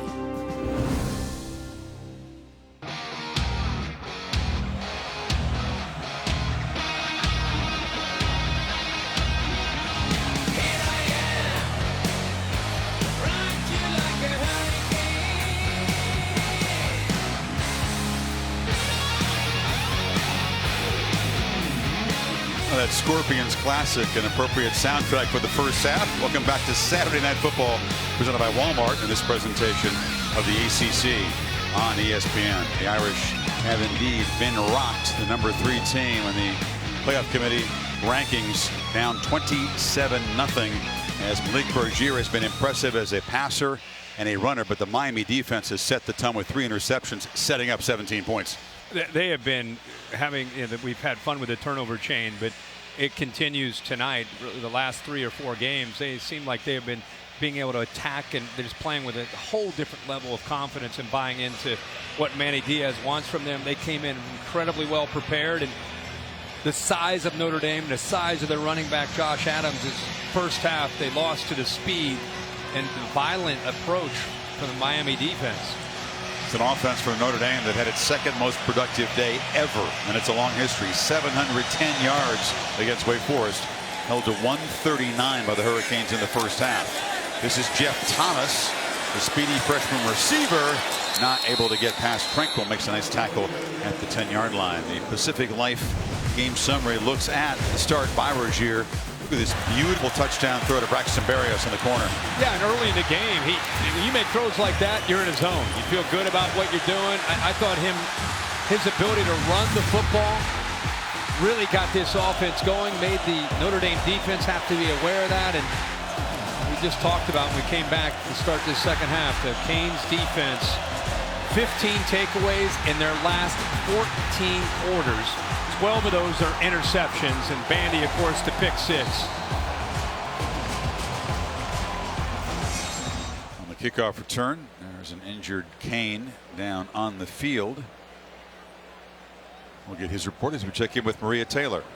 Well, Chris, I asked Mark Richt exactly what he told his team in order to hold on to that momentum, and he said it was very unique in the locker room. He didn't have to say anything.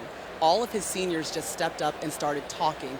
Now, he didn't say specifically which seniors led that charge, but he did say that one thing he's noticed is that he's always had great leadership, but now he is seeing it really manifest itself in the locker room, and all he had to do was pray over his team and send them back out on the field. Tom? Marie, you talk about leadership and it being challenged. You go up and down this Notre Dame sideline.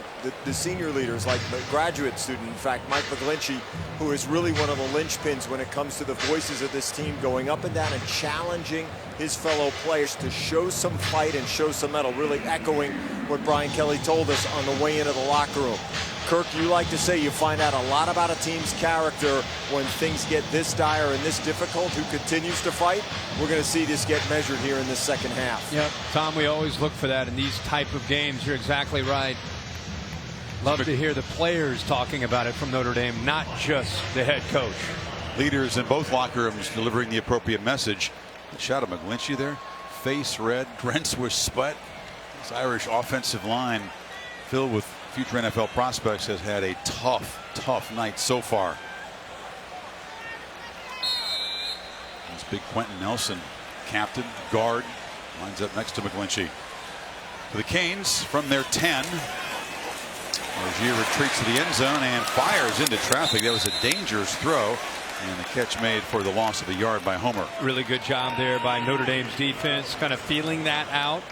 It's a different energy, of course, to start this second half in this stadium. I think a big part of what impacted Notre Dame negatively was just the stadium and the Miami team feeding off of the crowd. And if Notre Dame has any desire to get back into this game, they need a quick stop to get the ball back to their offense. Homer on the delay, busts in a crease, and they'll move the sticks across the 20-yard line. He's been contained tonight as a runner. Yeah, but I think he shows you time after time. A little delay here, counter. They get the tight end Herndon out in front. This is really good execution. The freshman also, Donaldson, leading the way. Good feel, being able to cut that back, and then you get him with his speed into that second level. He's going to pick up big yards, and that time he gets the first down. All the talk about Walton going down, what's Miami going to do, and what are they going to do? And it's a big loss, but Travis Homer is, I think, let all the Miami Hurricane fans understand when he's back there, he's going to run with an attitude, runs angry. He's got it again. Homer in the clear. Travis Homer downfield blocking. He stumbles on his own and will fall down at the Notre Dame 37, and the Canes are marching again. Anytime a Miami runner gets out in the open field, you're going to see the receivers downfield blocking. That's great execution up front. Like I said, with his suddenness and quickness, he gets on those linebackers and safeties in a hurry. To the 40-yard run, they play with some tempo, and Jay Hayes knocks him down for a short loss. Give you an Shows idea that strength you talked about. How strong he is. He runs through tackles. He's got a stiff arm that helps him. He just pushes away Nick Coleman, the safety. Homer getting a breather now, and DJ Dallas, who said he was a converted receiver into running back to give some depth there. We've seen him as a Wildcat quarterback. You know, you have big runs like that, you start to make the linebackers and safeties be aware of what you can do running the ball. Now their eyes are in that backfield and sets up some play action opportunities, some one-on-one chances on the outside. Dallas wrestles, breaks through one tackle, is knocked down back at the original line of scrimmage. It'll be 3rd down and long. The Notre Dame linebackers have been a strength of this defense all year long. The scheme that they play, the defensive linemen eat up the offensive linemen, and the linebackers make plays. Tonight, it's been a totally different story. What's been a strength has been exposed tonight, mainly in the pass game. Jerry Tillery, the big 6'6" nose tackle, one stopper, one of their best guys up front, is down on the field being looked at by the athletic trainers as we take a timeout. Miami on the march, trying to add to this big lead.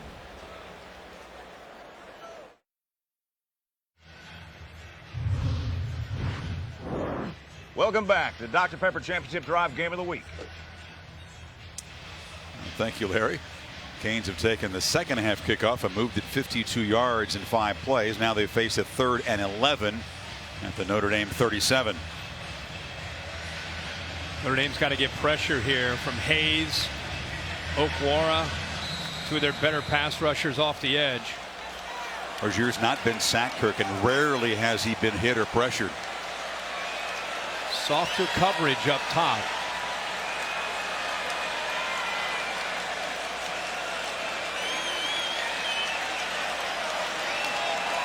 Plenty of time, the play clock allowing these pre-snap adjustments by the quarterback.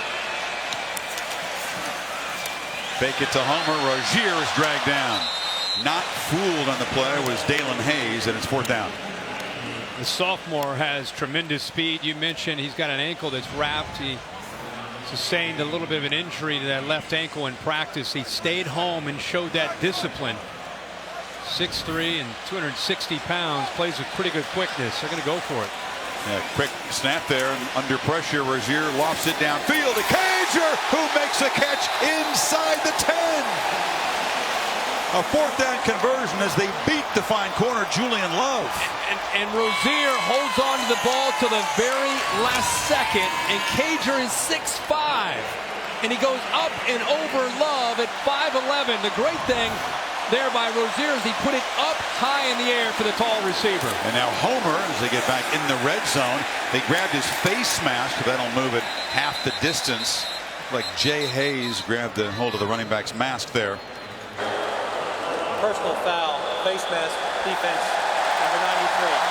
After distance to the ball, penalty, 1st down. So a 28-yard pitch and catch on 4th and 9. Well, he puts this ball so high, and look at Cager time this up. Well, we're so used to talking about Richards and Jeff Thomas, the true freshman, of course Braxton Berrios, the tight end Herndon. Langham makes plays, and now it's Lawrence Cager, the sophomore, who goes up and over Notre Dame's best cover corner, Love. So that 4th down conversion, the face mask penalty, makes it 1st and goal inside the 5.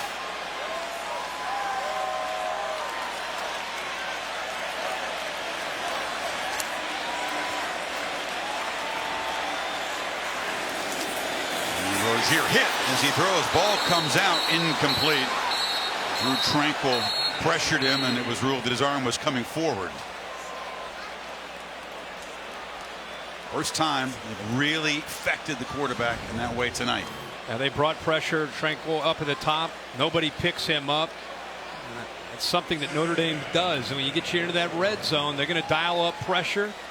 Totally different scheme from what they do out in the field versus the red zone. Tranquil has been a kind of an outside linebacker, safety, nickel, plays that hybrid position. And Rick out on the field to spend a timeout to talk about this 2nd and goal play. Miami could find itself very much in the playoff picture. What a day this would be for the program. They already clinched the ACC Coastal earlier today because Virginia The other team that was in play lost on the road to Louisville. So for the first time, they'll play for the ACC title in this 2-division format in Charlotte against Clemson. But this game was nothing to do with that. This was about trying to step into the playoff conversation. And Mark Richt and the coaches did not shy away from that talk with their team. Not at all. No, and I think the reason is he senses a hunger and a maturity that they can handle that and not let things get sideways. And they're not going to lose their focus. It's a program that has so much pride, and Mark Richt, as a former player, has done a really good job in his first couple years. I'm not talking about swag and not talking about attitude or the Canes back. He just talks about going to work and finding guys that love to compete. And that's why this team is sitting where they are right now. Ed Reed, one of the many legends that Richt has welcomed back into the fold, and he has enjoyed this performance by the Canes defense from the sidelines. One of your favorite. One of my favorite of all time, guys that I've covered in the years I've been doing this. About as competitive a guy as I've ever seen. 5 pick sixes. And second and goal. Dallas is the running back to Rozier's right.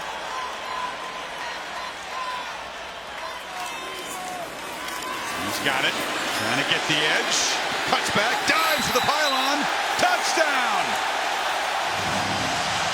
And the Canes build the lead. High fives from Ed Reed, and a miserable night for Notre Dame in South Florida, just getting worse by the minute. Nice to see when Homer goes down. DJ Dallas has shown his coaches in practice that he's ready to be that backup running back, a high school quarterback, a wide receiver. He gets to the corner. Progressive pylon cam. Look at that speed that he has. That is serious style points for his first career touchdown. Well, he's a great tandem, becoming a great tandem to Homer out of that backfield. Again, shifted from receiver to running back as the Canes make and do just fine without their alpha on offense. Mark Walton, 34-0. Saturday Night Football on ABC, presented by Walmart, is brought to you by Buick, proud partner of the NCAA. Dell, don't just play, game. And USAA, show your appreciation this Veterans Day using #HonorThroughAction.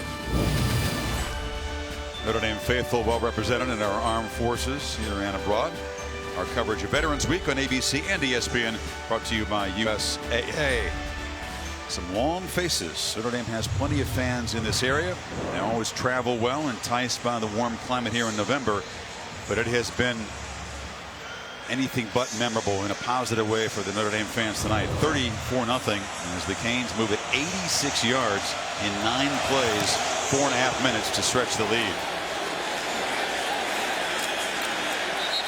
Check in with Cassidy Hubbard. A dramatic finish in Starkville. That's right, Chris. 25 seconds left. Tie ball game. Devontae Smith with his first catch of the day, and it was the biggest of the game for the Tide as he gets in for the 26-yard score. Alabama survives 31-24 in Starkville. Back to you. Survives is the exact word, Cassidy, although Saban no doubt will have some things to say to his team and the rest afterwards. So number 2 does survive. Number 1 Georgia went down. Number 3 Notre Dame in deep trouble as Brandon Wimbush returns at quarterback for Notre Dame. Wants to get Adams going. He is tracked down, hit early by Chad Thomas and wrestled down. Nothing doing for 33 tonight. That play has been really the night for this Notre Dame offense. This has been a battle at the line of scrimmage that Miami has won. They've disrupted the timing when they pulled. Watch the quickness and watch the speed of that Miami defense. Not only play side, but backside here with Chad Thomas bringing it down. Entire night. Miami defensive line led by R.J. McIntosh, Kendrick Norton, Chad Thomas, Joe Jackson. That front four has played well all night long for Manny Diaz. Josh Adams was slow to get up and walks to the sidelines for the Irish after losing 6 yards on that play. It's a Miami defensive front that's playing without Demetrius Jackson. Take another look at the tackle. He was hit really hard from behind. Legs were a little awkward there. Again, he played only a limited role against Wake Forest last week. 5 carries, was out in the first quarter. They said it was not a concussion, but he just wasn't right. Doesn't look right tonight. They swing it near side, and the catch is made by Claypool, and Shaq Porter and the linebacker is right there. You know, obviously hope Josh Adams is going to be okay. And after last week and then tonight, this offense and its scheme, just from the very beginning, I said, just too slow in developing against the relentless pursuit of the Miami defense. They're not letting up either, Chris. It's a running game that's mauled most everybody. Gained 325 yards a game on the ground. They have 71 right now. 3rd and 13. Wimbush flips it short, and the low throw makes it awkward for Alize Mack. The tight end stumbles there, and it's 4th down. And they bring in the blitz again on 3rd down. They bring just one too many on the outside here, and they get free. It's a good time to try to set up a screen, but the ball is low, and really no chance for Mack at all on 3rd down and long. Miami seems like they have 15 guys on defense. they're playing with 11, right? I think they're only allowed 11, but I get your point. They're everywhere. Well, they've been all over the Irish offense on 3rd down, just 3 for 12. And the punt by Newsom is his best of the night and drives Berrios back to the 30. But Miami making a strong statement here tonight.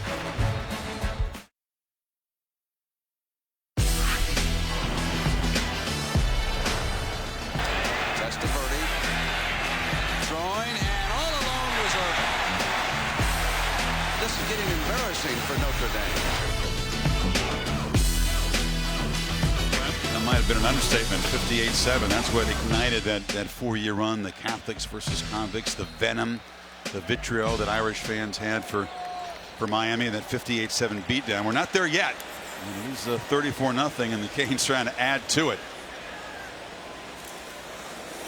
Homer testing the right side, will be knocked down for a short loss. Of course, down here in Miami, which never fully bought into the Catholics versus convicts, this mural in the Wynwood section, in an artsy area known for its street art there, Catholics versus confidence, and they've shown that from the start tonight. It's a pretty good effort. Love it. I mean, that's impressive. That's a lot of work too. There's an artistry in that get up on the shoulder pads and the face. Kind of like the Oakland Raiders fan. She has a job, you presume, and a family, but look, representing that. This is like the old Orange Bowl right here. Some of these characters, they might have been around at the old Horseshoe in Little Havana back in the day, from the looks of it. Homer, this time he tries the left side, gets a little crease and a burst and a 1st down across the 40. I mean, the play calling has changed for Mark Richt. She's happy about that one. I mean, when you're up by 34, you're not only trying to put points on the board, you're obviously trying to work clock too. And that's when they're relying now on Homer. Coming into tonight, I think they really were confident that Rozier could make plays through the air if they needed to. And if you look at the numbers, I mean, they have 290 yards of offense. It's not a huge night offensively, but it's really been more about the turnovers and what they've been able to do when they've been able to get those turnovers. Now they're gaining 6.5 yards a play, though. Perfect balance, Kirk. 22 passes, 22 runs. There's a catch by Harris and a short gain. And they'd rush for 152. And now thrown for about 143. So you can't get more balance than that. Sure. And Richt is a play caller. Remember, stepping back into the role this year, calling the plays for years at Florida State, but really is enjoying it and feeling his way. I think he's kind of knocking the rust off as a play caller as this season has unfolded. I think he'd admit that. Yeah, I think that's true. I think the biggest thing with him is he looks like he's back to having fun again. You know, I can tell you that he is. And they were not fun years at Georgia at the end. He admits that. He was miserable. Harris on the end around. That is snuffed out, and the Irish drop him for a loss.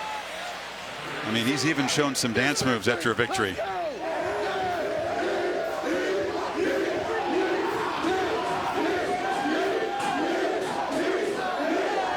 I mean, is that Mark Richt at Georgia? Is that the same? No, that wasn't Mark Richt at Georgia. Mark Ricciardo was like, whew, wipe the brow, survived another week. Let's move to the next one. You know, he did win an SEC championship in his second year in Athens. They hadn't won one in 20 years. Year 2 in Miami. He's going to play for an ACC championship against Clemson in a couple weeks, but they're thinking about bigger things all of a sudden here in Miami. Forget the Coastal Division title. On 3rd and 11, Homer around the end. Are they going to try to convert again on the ground? No, he stopped short this time at the 47 by Tranquil. Here comes a punt team. Yeah, it's a different mindset, like I talked about, when it comes to what they're trying to do here. See, he has no issue at all. He said, all right, all right. I think the thing that he's probably most proud of right now with Rozier is he's managing the game very well. He's not making mistakes. He hadn't thrown an interception. Doing a good job in a turnover area. Haven't turned the ball over all night. Yeah, last week I should say was an aberration. He threw 3 picks against the Hokies in quick succession. Only has 4 in all the other games, and you said he has been sharp tonight. 15 for 24.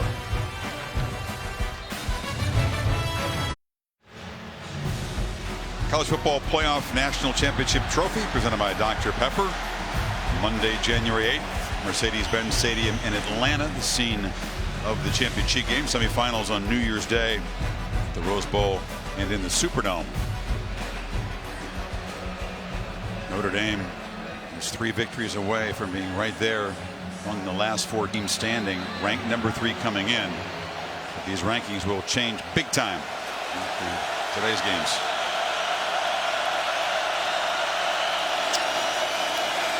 Bush around left end, scoots out of bounds after a gain of 6. Tom Rinaldi's comment about Brian Kelly wanted to see who wants to battle, who wants to compete down big at halftime. Well, the defense was in a position to get off the field, but Miami converted a 4th and 9 and added to the lead. Dexter Williams has been battling some injuries in the backfield now. Wimbush back to throw. It's it downfield to St. Brown, who makes a catch near midfield. Tom? Chris, Josh Adams has just come out of the medical tent. Has been in there for more than 10 minutes right now. Now making his way toward the back of the bench, but had his helmet in his hand, clearly frustrated as he made his way off. Medical personnel have attended to him for a while. We'll have to keep an eye on whether he returns to this game. All right, Tom, thank you. Wimbush under pressure, looking to check it downfield. Instead, is dragged down for a loss by Zach McLeod. And did a retina scan on him after that unusual start against Wake Forest. They maintained that he was not in a concussion protocol, but it was a little bit mysterious. And he said the headaches are gone. He felt good. He maintained coming into this game. Keep in mind, coming into tonight, he averaged 8.6 yards a carry. And tonight held to 40 yards, 2.5 yards a carry.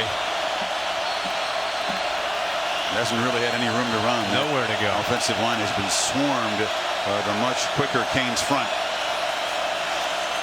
Wimbush on 2nd and 11 feels the pressure again, able to step free and delivers underneath to Smythe. And the graduate student tight end, who's a big part of this offense, finally makes a catch. Yeah, it's a good job by Brandon Wimbush. He's right here. Watch him go out. But the key is that Wimbush keeps the play alive. This defender ends up coming up, leaves the wide receiver, and then he makes the throw right there. We'll feed it to Dexter Williams, a back who's got some speed, the junior from Orlando. But again, he's had a problem with an ankle. He's had a problem with a quad, so he's not yet at full speed. No, but when he's healthy, he does bring a little bit of a different gear. He's got great speed. Another young man from the state of Florida. Well, they've been stuck in first gear all night, this offense, so they could use a gear shift. Yeah. As Wimbush is going to be wrestled down. It's a stand-up sack as Joe Jackson got him in the arms. One of the veteran pass rushers. How excited is Joe Jackson tonight to have a chance to go up against McGlinchey, the left tackle. Watch 68. Trying to keep him outside. Wimbush climbs the pocket right into the arms of Joe Jackson, who has a great wingspan. 6'5", 258 pounds. It just seems to be getting better every week. Different ways to challenge defensive players. And Manny Diaz says, don't be on that Mel Kiper highlight reel from McGlinchey and Nelson on draft day. Don't be a part of that. Make your own highlight reel. And they have. On 3rd and 8, Wimbush a throwback near side. Stefferson gets a block and darts for a first down inside the 20. Yeah, it's a great call. Miami bring in blitz, fast flow defense, aggressive defense, especially on 3rd down. Little misdirection, a little throwback. Get the guard and the tackle on the outside. They can lead him downfield. Love the call there by Chip Long. Picked up 16 and Notre Dame in the red zone. And that's a news flash.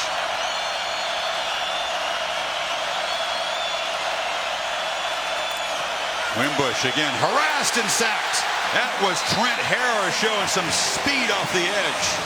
Wow, it's a true freshman. Hainsey out there trying to deal with Trent Harris. Watch how quick he goes right by him. I mean, it's like he knew the snap count and Hainsey didn't. I mean, he jumped that right at the snap. And the poor freshman just didn't have a chance to get outside to help out. 4 sacks for the Canes to go with the 3 interceptions. And now Wimbush, very effective, explosive runner throughout the season. Finally a productive play with his legs down inside the 15. And we really thought that would be a big part of their offense tonight. We thought we'd see him running and causing Miami potentially some fits. Over 600 yards rushing coming in. It just has not been very many opportunities with the way that Miami defensive line's played. 3rd and 4, final 30 seconds of the quarter.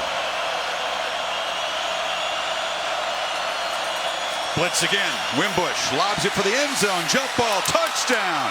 Going up and getting the football there is Alize Mack, the tight end, and the Irish finally on the scoreboard. 12 seconds in the quarter. And a nice job by Wimbush throwing it up in the air where Mack at 6'4" can make it. See how he puts it up in the air? That's a big tight end against Young, and Young's only 5'9".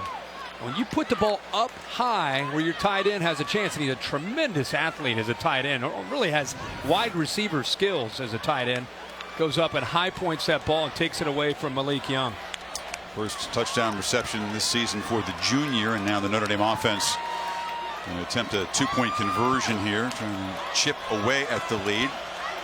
Head at the 26.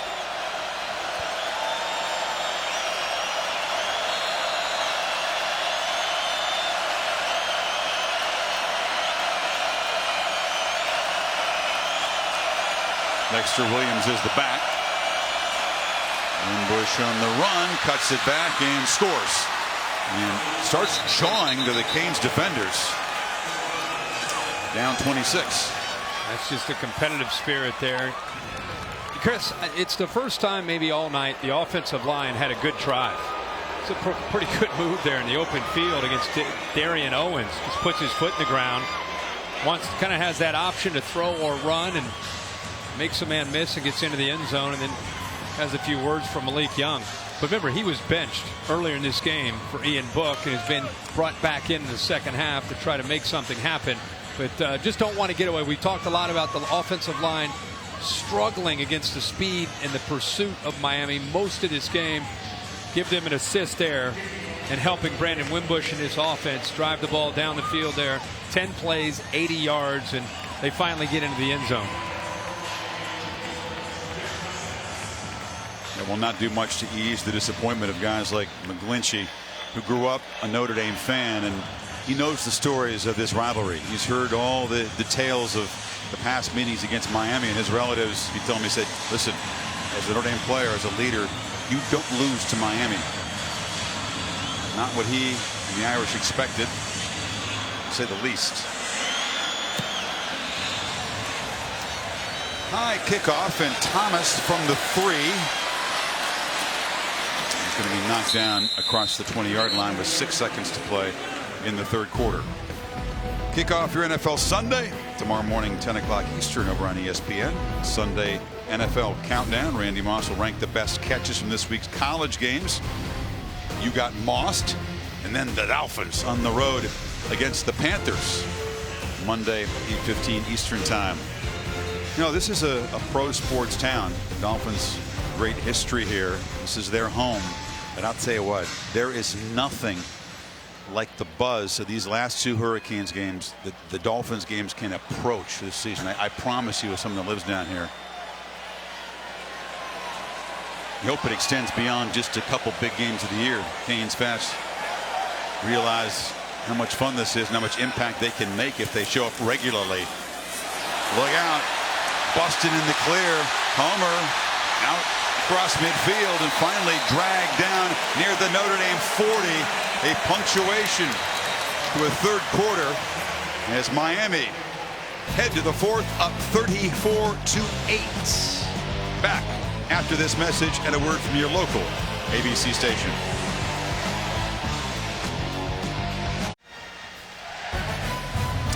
Well, Notre Dame was able to win the third quarter 8-7, small consolation.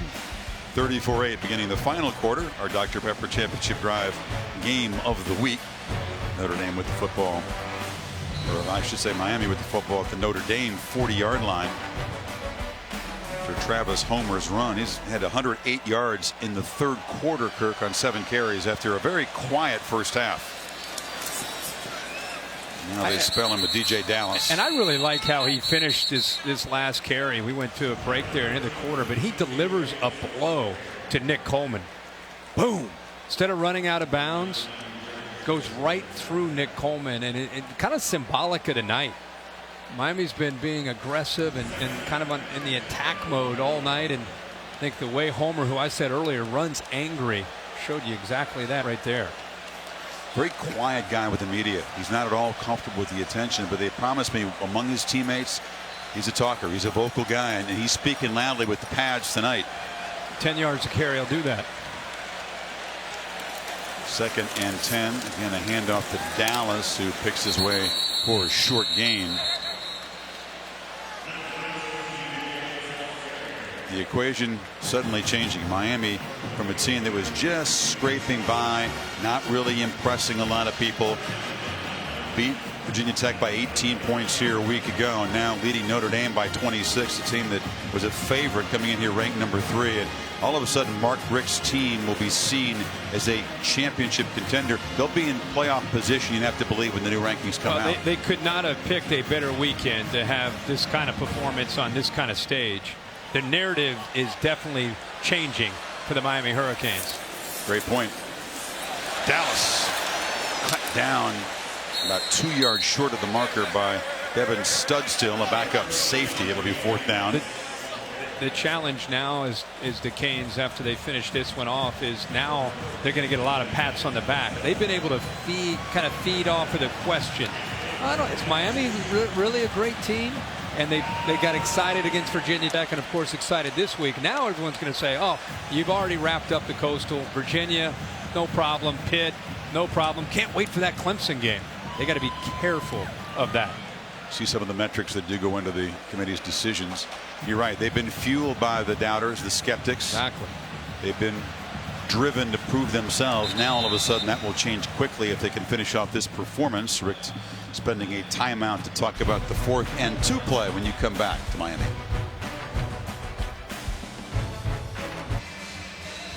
Well, this morning you guys on game day had a pool and a pond behind the set. There are neither in Madison, but you got a lot of crazy Badger fans. It'll be a great scene for Michigan and the Badgers. Got to believe the Badgers sitting there at 8 will move up, and I don't know how far they'll move up, but they're definitely going to move up with the losses ahead of them.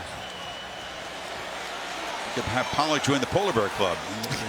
He jumped in the pool today. He'll do something. 4th and 2 for the Canes off the timeout. DJ Dallas is the back. They feed him. And Dallas fights hard. Looks like they will spot him right at the 30, and that should move the sticks. As Richt and the Canes will try to grind away on the clock early in the 4th. And the nose of the football well over that yellow line. You know, we talked most of this night about the Notre Dame offensive line and the Canes defensive line, but a group of guys that quietly just keeps improving is the Miami offensive line. Good point. Across the board. I mean, they really have done a nice job these last 2 weeks. That's Navon Donaldson. He's a true freshman, number 55. Yeah. Tyrese St. Louis is the right tackle, a very good one. Well, Donaldson is the future at 6'6", 350 pounds. McDermott has been around forever. It's his 30th start, 36th start for the left guard Trevor Darling. Yeah. Gauthier, nice job. He's done some last 2 weeks, some great blocks where Rozier's taken off on those quarterback draws. Athletic, getting up to that second level, getting to those linebackers. Canes convert for the second time on 4th down tonight.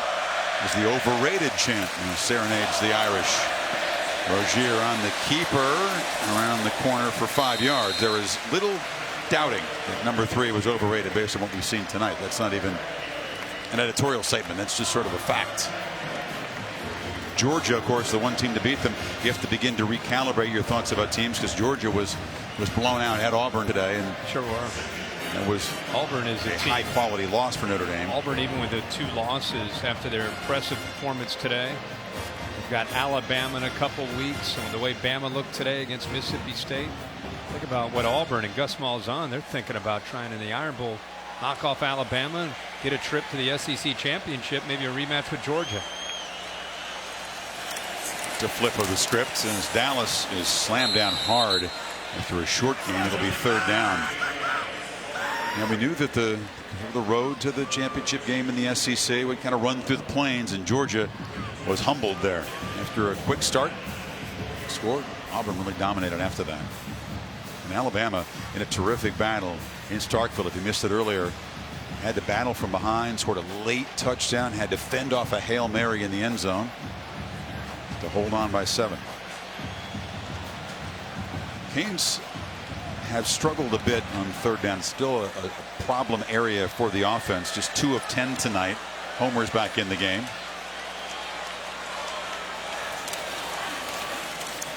And Homer around right end is going to be driven to the ground for a short loss by Greer Martini.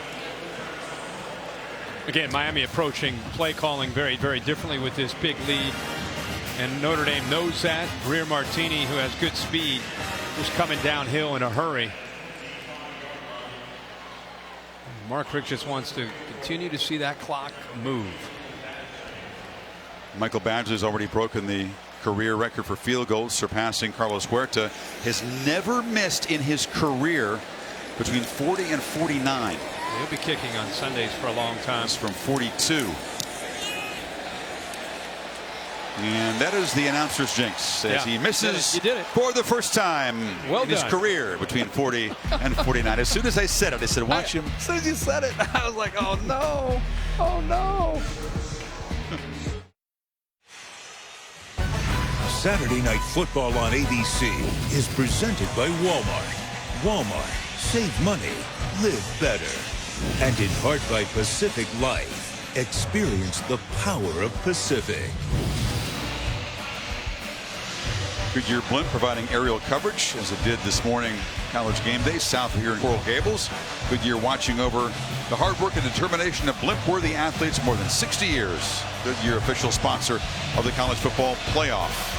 And there'll be some playoff noise talked in Miami after this impressive performance tonight. Irish with 10:05 to play. Wimbush in front of Dexter Williams, looking to take a downfield shot, and does launch it for Stefferson into coverage, and almost another takeaway. Sheldrick Redwine close to his 3rd pick of the season. Brandon just put that ball up and poked it to speed. Oh, look at that. Jeez. Sod in the face. He's just going to take the helmet off to clean out the eyes. Looks like he may have landed awkwardly as well. Redwine Jr. from here in Miami, who's twice had the turnover chain this season. I think Stefferson came down on top of him and forced him down into the ground. Oh, yeah. Face mask right into the turf. Take a bite of this brand new sod that was laid down for this game. Stefferson actually with that right hand knocked that ball away, or he would have had another interception. We'll take a break. Redwine looks to be okay. Got the helmet back on as his teammates try to get the Irish off the field here. 2nd and 10. Crowd is still here and they're still loud, loving it.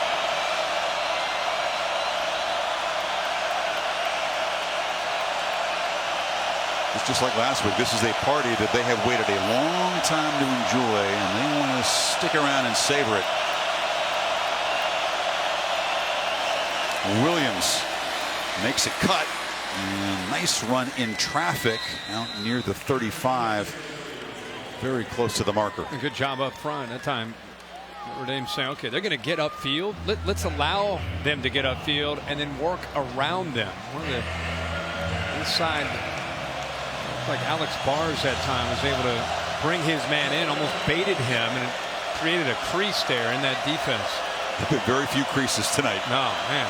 3rd and 1. Williams starts forward and the first down across the 40. You know, we talked a lot about that. It's just been one of those nights. Mustafa that time the center, working a combination block with Quentin Nelson, giving Dexter Williams again enough room there to be able to pick up some yards.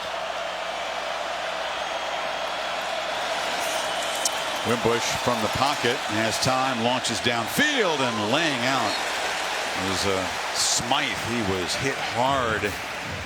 Incomplete. Yeah, you had 2 safeties coming in there. Johnson on one side and Amari Carter on the other. That is a tight window to try to get in there. Pretty good throw, but great closing speed by Jaquan Johnson to come over there and get involved in dislodging that football from Smythe. A lot of teams have had a lot of trouble with Notre Dame's tight ends. Miami felt they had a good plan. They liked their matchups, and they have taken the tight ends completely out of it tonight, haven't they? Other than the Mack touchdown, that's really about it. Good point. He did go up and get that ball in the end zone. Blind side, ball taken away. Garvin, who had a similar strip sack last week, does it again, forces it, recovers it. Give that man the turnover chain. That's an instant replay of last week. And by the way, he just went around everybody talking about a first rounder. McGlinchey went right around him with speed. Demetrius Jackson is down. He's not able to play this year. Jonathan Garvin's been asked to step up. He gets the chain. Watch his speed. Watch the left edge.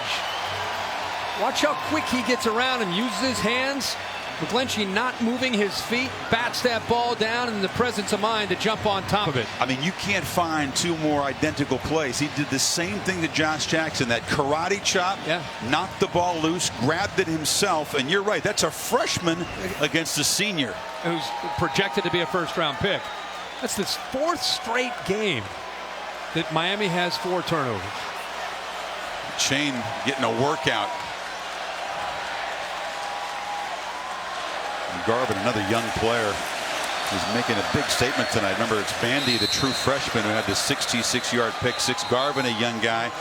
And their goal preseason, Kirk, was 25 takeaways. They had 20 coming in, which put them up there in that category 5 hurricane. You make the takeaway, you get your picture up there. They're going to be 1 short of their season goal after 4 more tonight. And hey, they might reach it before we're done here. Manny Diaz needs to raise the bar. 25.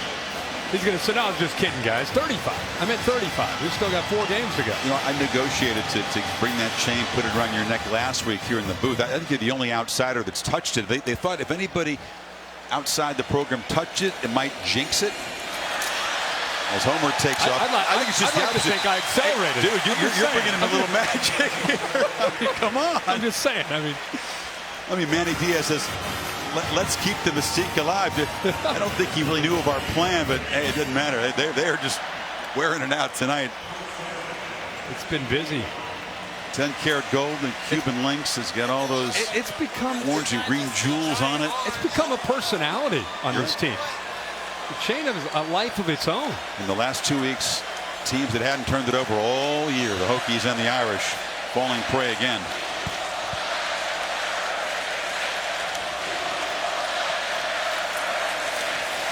Homer in a short game. You get Manny Diaz's thoughts on this turnover chain and its importance. It's more than just a symbol. We were brainstorming, we want to do something fun for our players, but obviously we wanted to encourage getting more turnovers from what we had a year ago. But it had to be Miami. We had to have something Miami, and we kicked around a lot of ideas as a staff, and I don't remember who came up with it, but someone said a Cuban link. And once we all looked at what a Cuban link was and how it could look, it was a no-brainer. A.J. Machado is the jeweler to the stars down here. Lots of players in various sports. And rappers have his work, and he created that. Give Miami a local discount, by the way. Homer darts down inside the 10. Some facts and figures on what has become one of the most fun and important aspects of the sport this season. And Mark Richt said it right. If you're 4-5, people make fun of it. When you're undefeated and you're trying to get to a league championship, and who knows, maybe into the playoff, it starts to become a big story. And the players are feeding off it. There's so much pride in that, Shane. And it's about them. It's not about taunting the opponent. No. They run off the field after a takeaway to celebrate with their team and the fans. It's a race to their own sideline to get over to the chain. First and goal just inside the 10. Homer battles hard and slammed down there by Myron Tangavaloa-Mosa. Backup defensive tackle. Well done. I was wondering if I was hoping to just say his name once tonight. Yeah. Rick, by the way, second year calling plays. He's done that since he got to Miami. He said earlier this was his first year, but I think he's continued to evolve and kind of learn what this man can do. What are Malik Rozier's strengths? How do we play to him as an offense? And even with the loss of Walton, this offense has just gotten better the last couple games. Second and goal. Rozier just working that play clock, continuing to just manage the game here for Mark Richt. And Homer knocked down at the 5-yard line. You begin to look ahead for Miami. They'll jump into the playoff conversation. The Coastal Division clinched for the first time, and that was the preseason goal for Richt. Amazingly, Miami had never played for an ACC championship, and now they have it clinched for division with 2 games to go. Virginia comes in here in a noon game. Slightly different environment next Saturday. Then they go to Pittsburgh on a Friday night for the regular season finale. Think about where this program was 7 or 8 years ago to where they are tonight. I mean, think of the job that Mark Richt has done in 2 years. Dallas fights down inside the 5. They went 10 seasons with one top 25 finish. One in 10 years. Part of those years you're talking about before they began to turn it around and rebuild it. Well, you go back to 2000 and 2001 and 2002 where Butch Davis built the Miami Pride and program back up.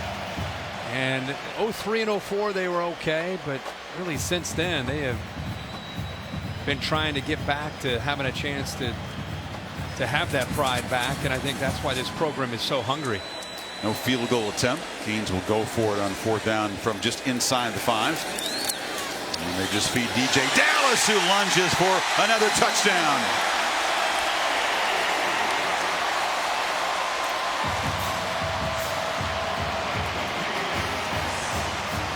Set up by Garvin's strip sack. There's a little fun with the crowd. Dallas fights hard. Let's check the knee just to make sure. Now he's clearly in. Yep. So he's starting to become a really nice back. Sure is. I mean, again, high school quarterback, played wide receiver here when Walton went down and Homer became the guy. They needed to find a backup back, and Thomas Brown said that he earned the right to become that guy. Taking advantage of it. 2 career touchdowns for Dallas.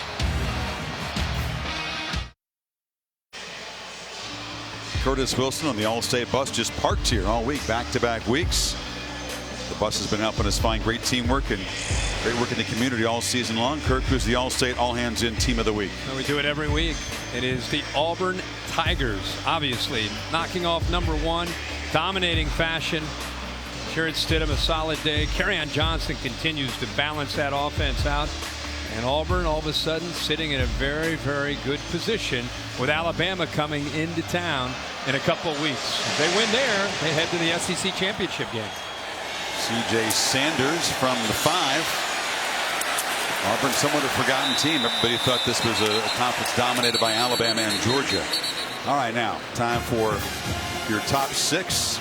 Got this in bracket format. Looks like the 1 and the 4 teams on the left and the 2 and 3 on the right. Yeah, I put Oklahoma up at 1 because of the way Baker Mayfield, the way they continue to score. Alabama holds on. I put them at 2. 3 I have the Miami Hurricanes. I move them all the way up with some of the upsets. I think they control their own destiny. Ironically, Clemson for me is at 4. And then there's undefeated Wisconsin sitting there at 5, waiting for more upsets to happen. And Auburn, despite 2 losses, right there for me at number 6 after today. Game day's going to Madison next week? We're going to Madison. They might have something to say about the undefeated Badgers, who look good today, ranked down there at number 5 for you. So heads up on that. As St. Brown working hard, breaks free for the 30-yard line, and the Irish just with 3:45 to go in this one. It began in an ugly way as the bus was hit by a bottle. A window broke out of that lead bus that Coach Kelly and some of the players were sitting on. Some idiot getting involved early, but it just, from that ugly incident, it just kind of went downhill.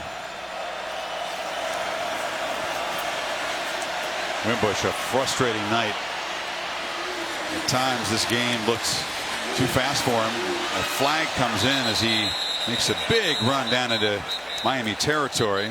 Like it's on a receiver downfield blocking Claypool. It says, "Who, me?" Yeah. Right in front of an official. Wimbush, used to seeing him do that this year, picking up big yards on scrambles. Of course, the Irish fans wondering, Kirk, how can an offense that's been so overpowering, running the ball against everybody except Georgia? Personal foul, illegal block below the waist, offense number 29, 15-yard penalty, first down. And he comes in averaging 7 yards a rush, number 1 of the country, smothered tonight. I can tell you, it was the speed of the Miami defense, the relentless attitude that they played with, and being in this environment. Those are things that they haven't seen a lot of this year. So you can have your gaudy stats. We can talk all we want about a big, powerful offensive line and Josh Adams, but early in this game, you could see that they were moving slow, and Miami was moving fast.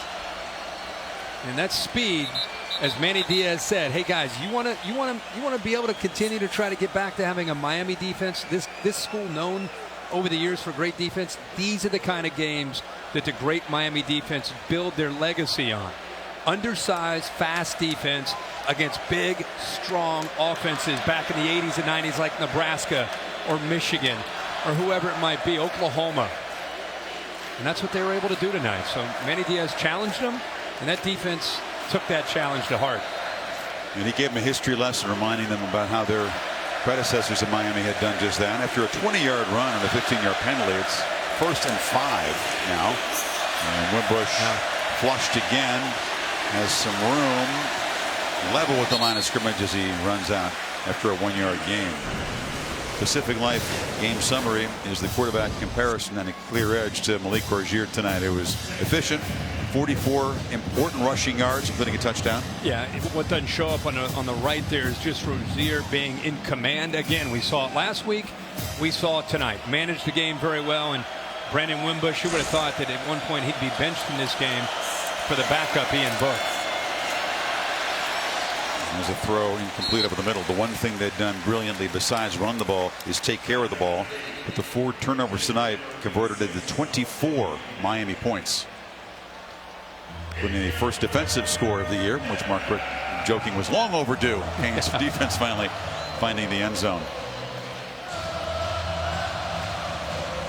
And as the party continues for another 2.5 minutes here in Miami, a result that will have the college football world. Substitution infraction on the offense. 5-yard penalty, 3rd down. And that selection committee, when they convene, it'll have them suddenly, and I would think radically, rethinking this Miami football team. Have to.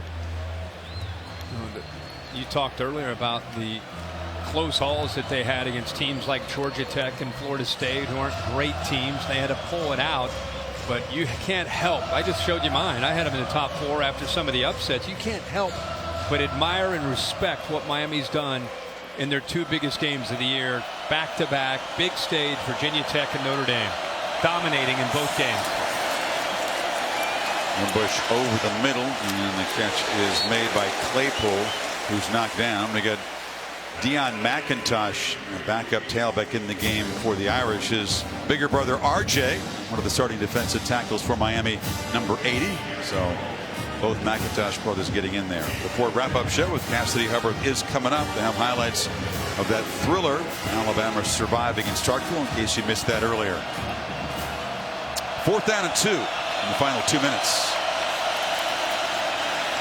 Handoff and nothing doing. I think he's going to be about a foot short. McIntosh stopped by Chad Thomas, and Miami will take over in plus territory. Just for fun, they'll bring the chains to that, but this one doesn't look to be that close.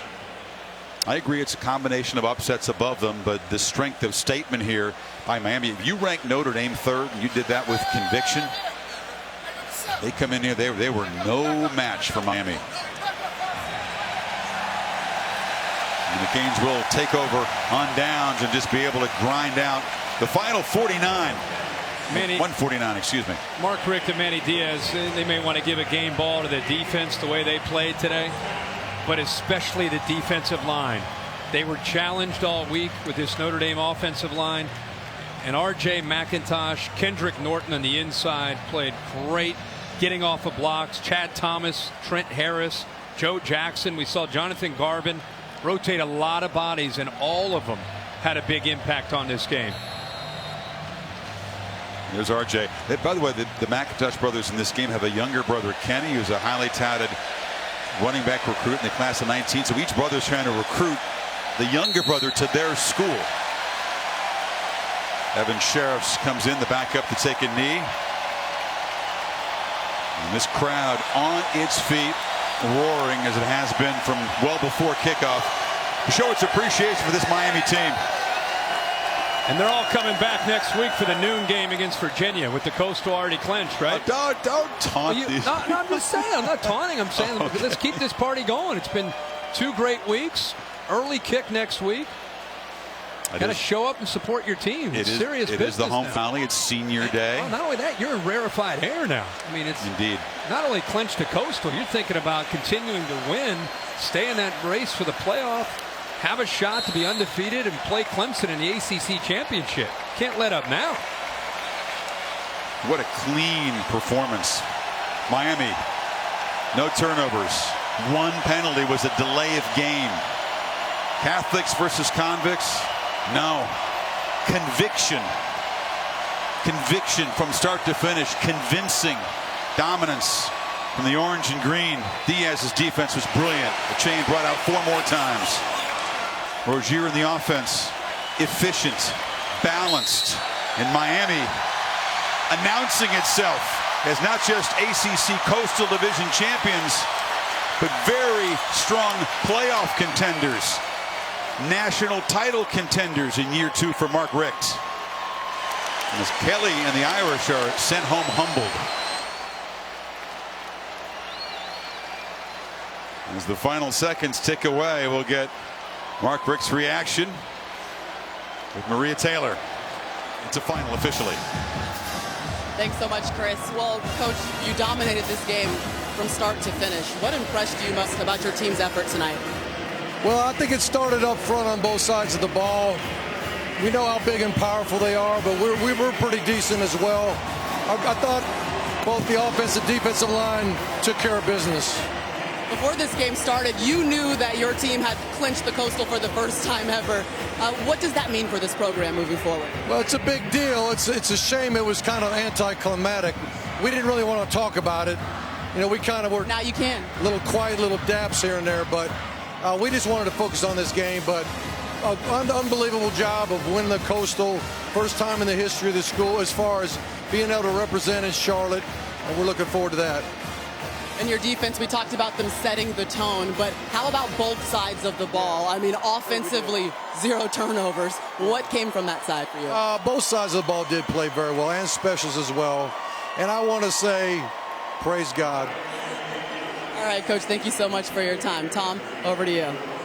Maria, thank you very much. Malik, the question that always gets asked over and over, is the U back?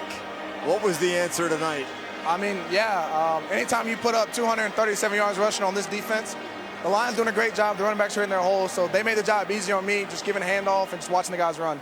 What statement, Malik, do you think you sent to the committee on a weekend when a lot of teams above you guys lost?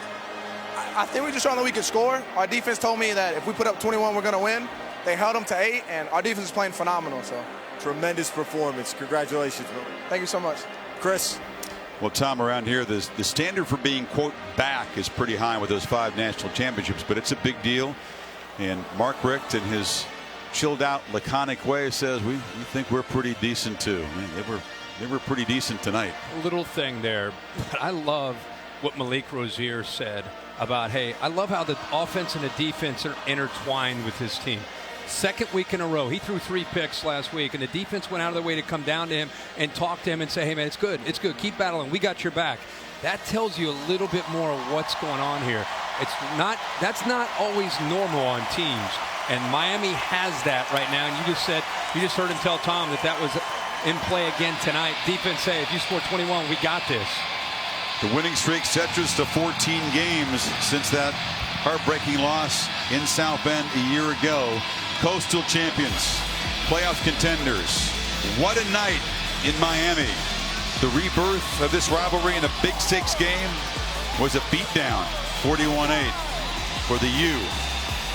Notre Dame's second loss of the season will have them scratching their heads as they head home. What happened tonight here in South Florida? Well, the Canes took a huge step toward being back.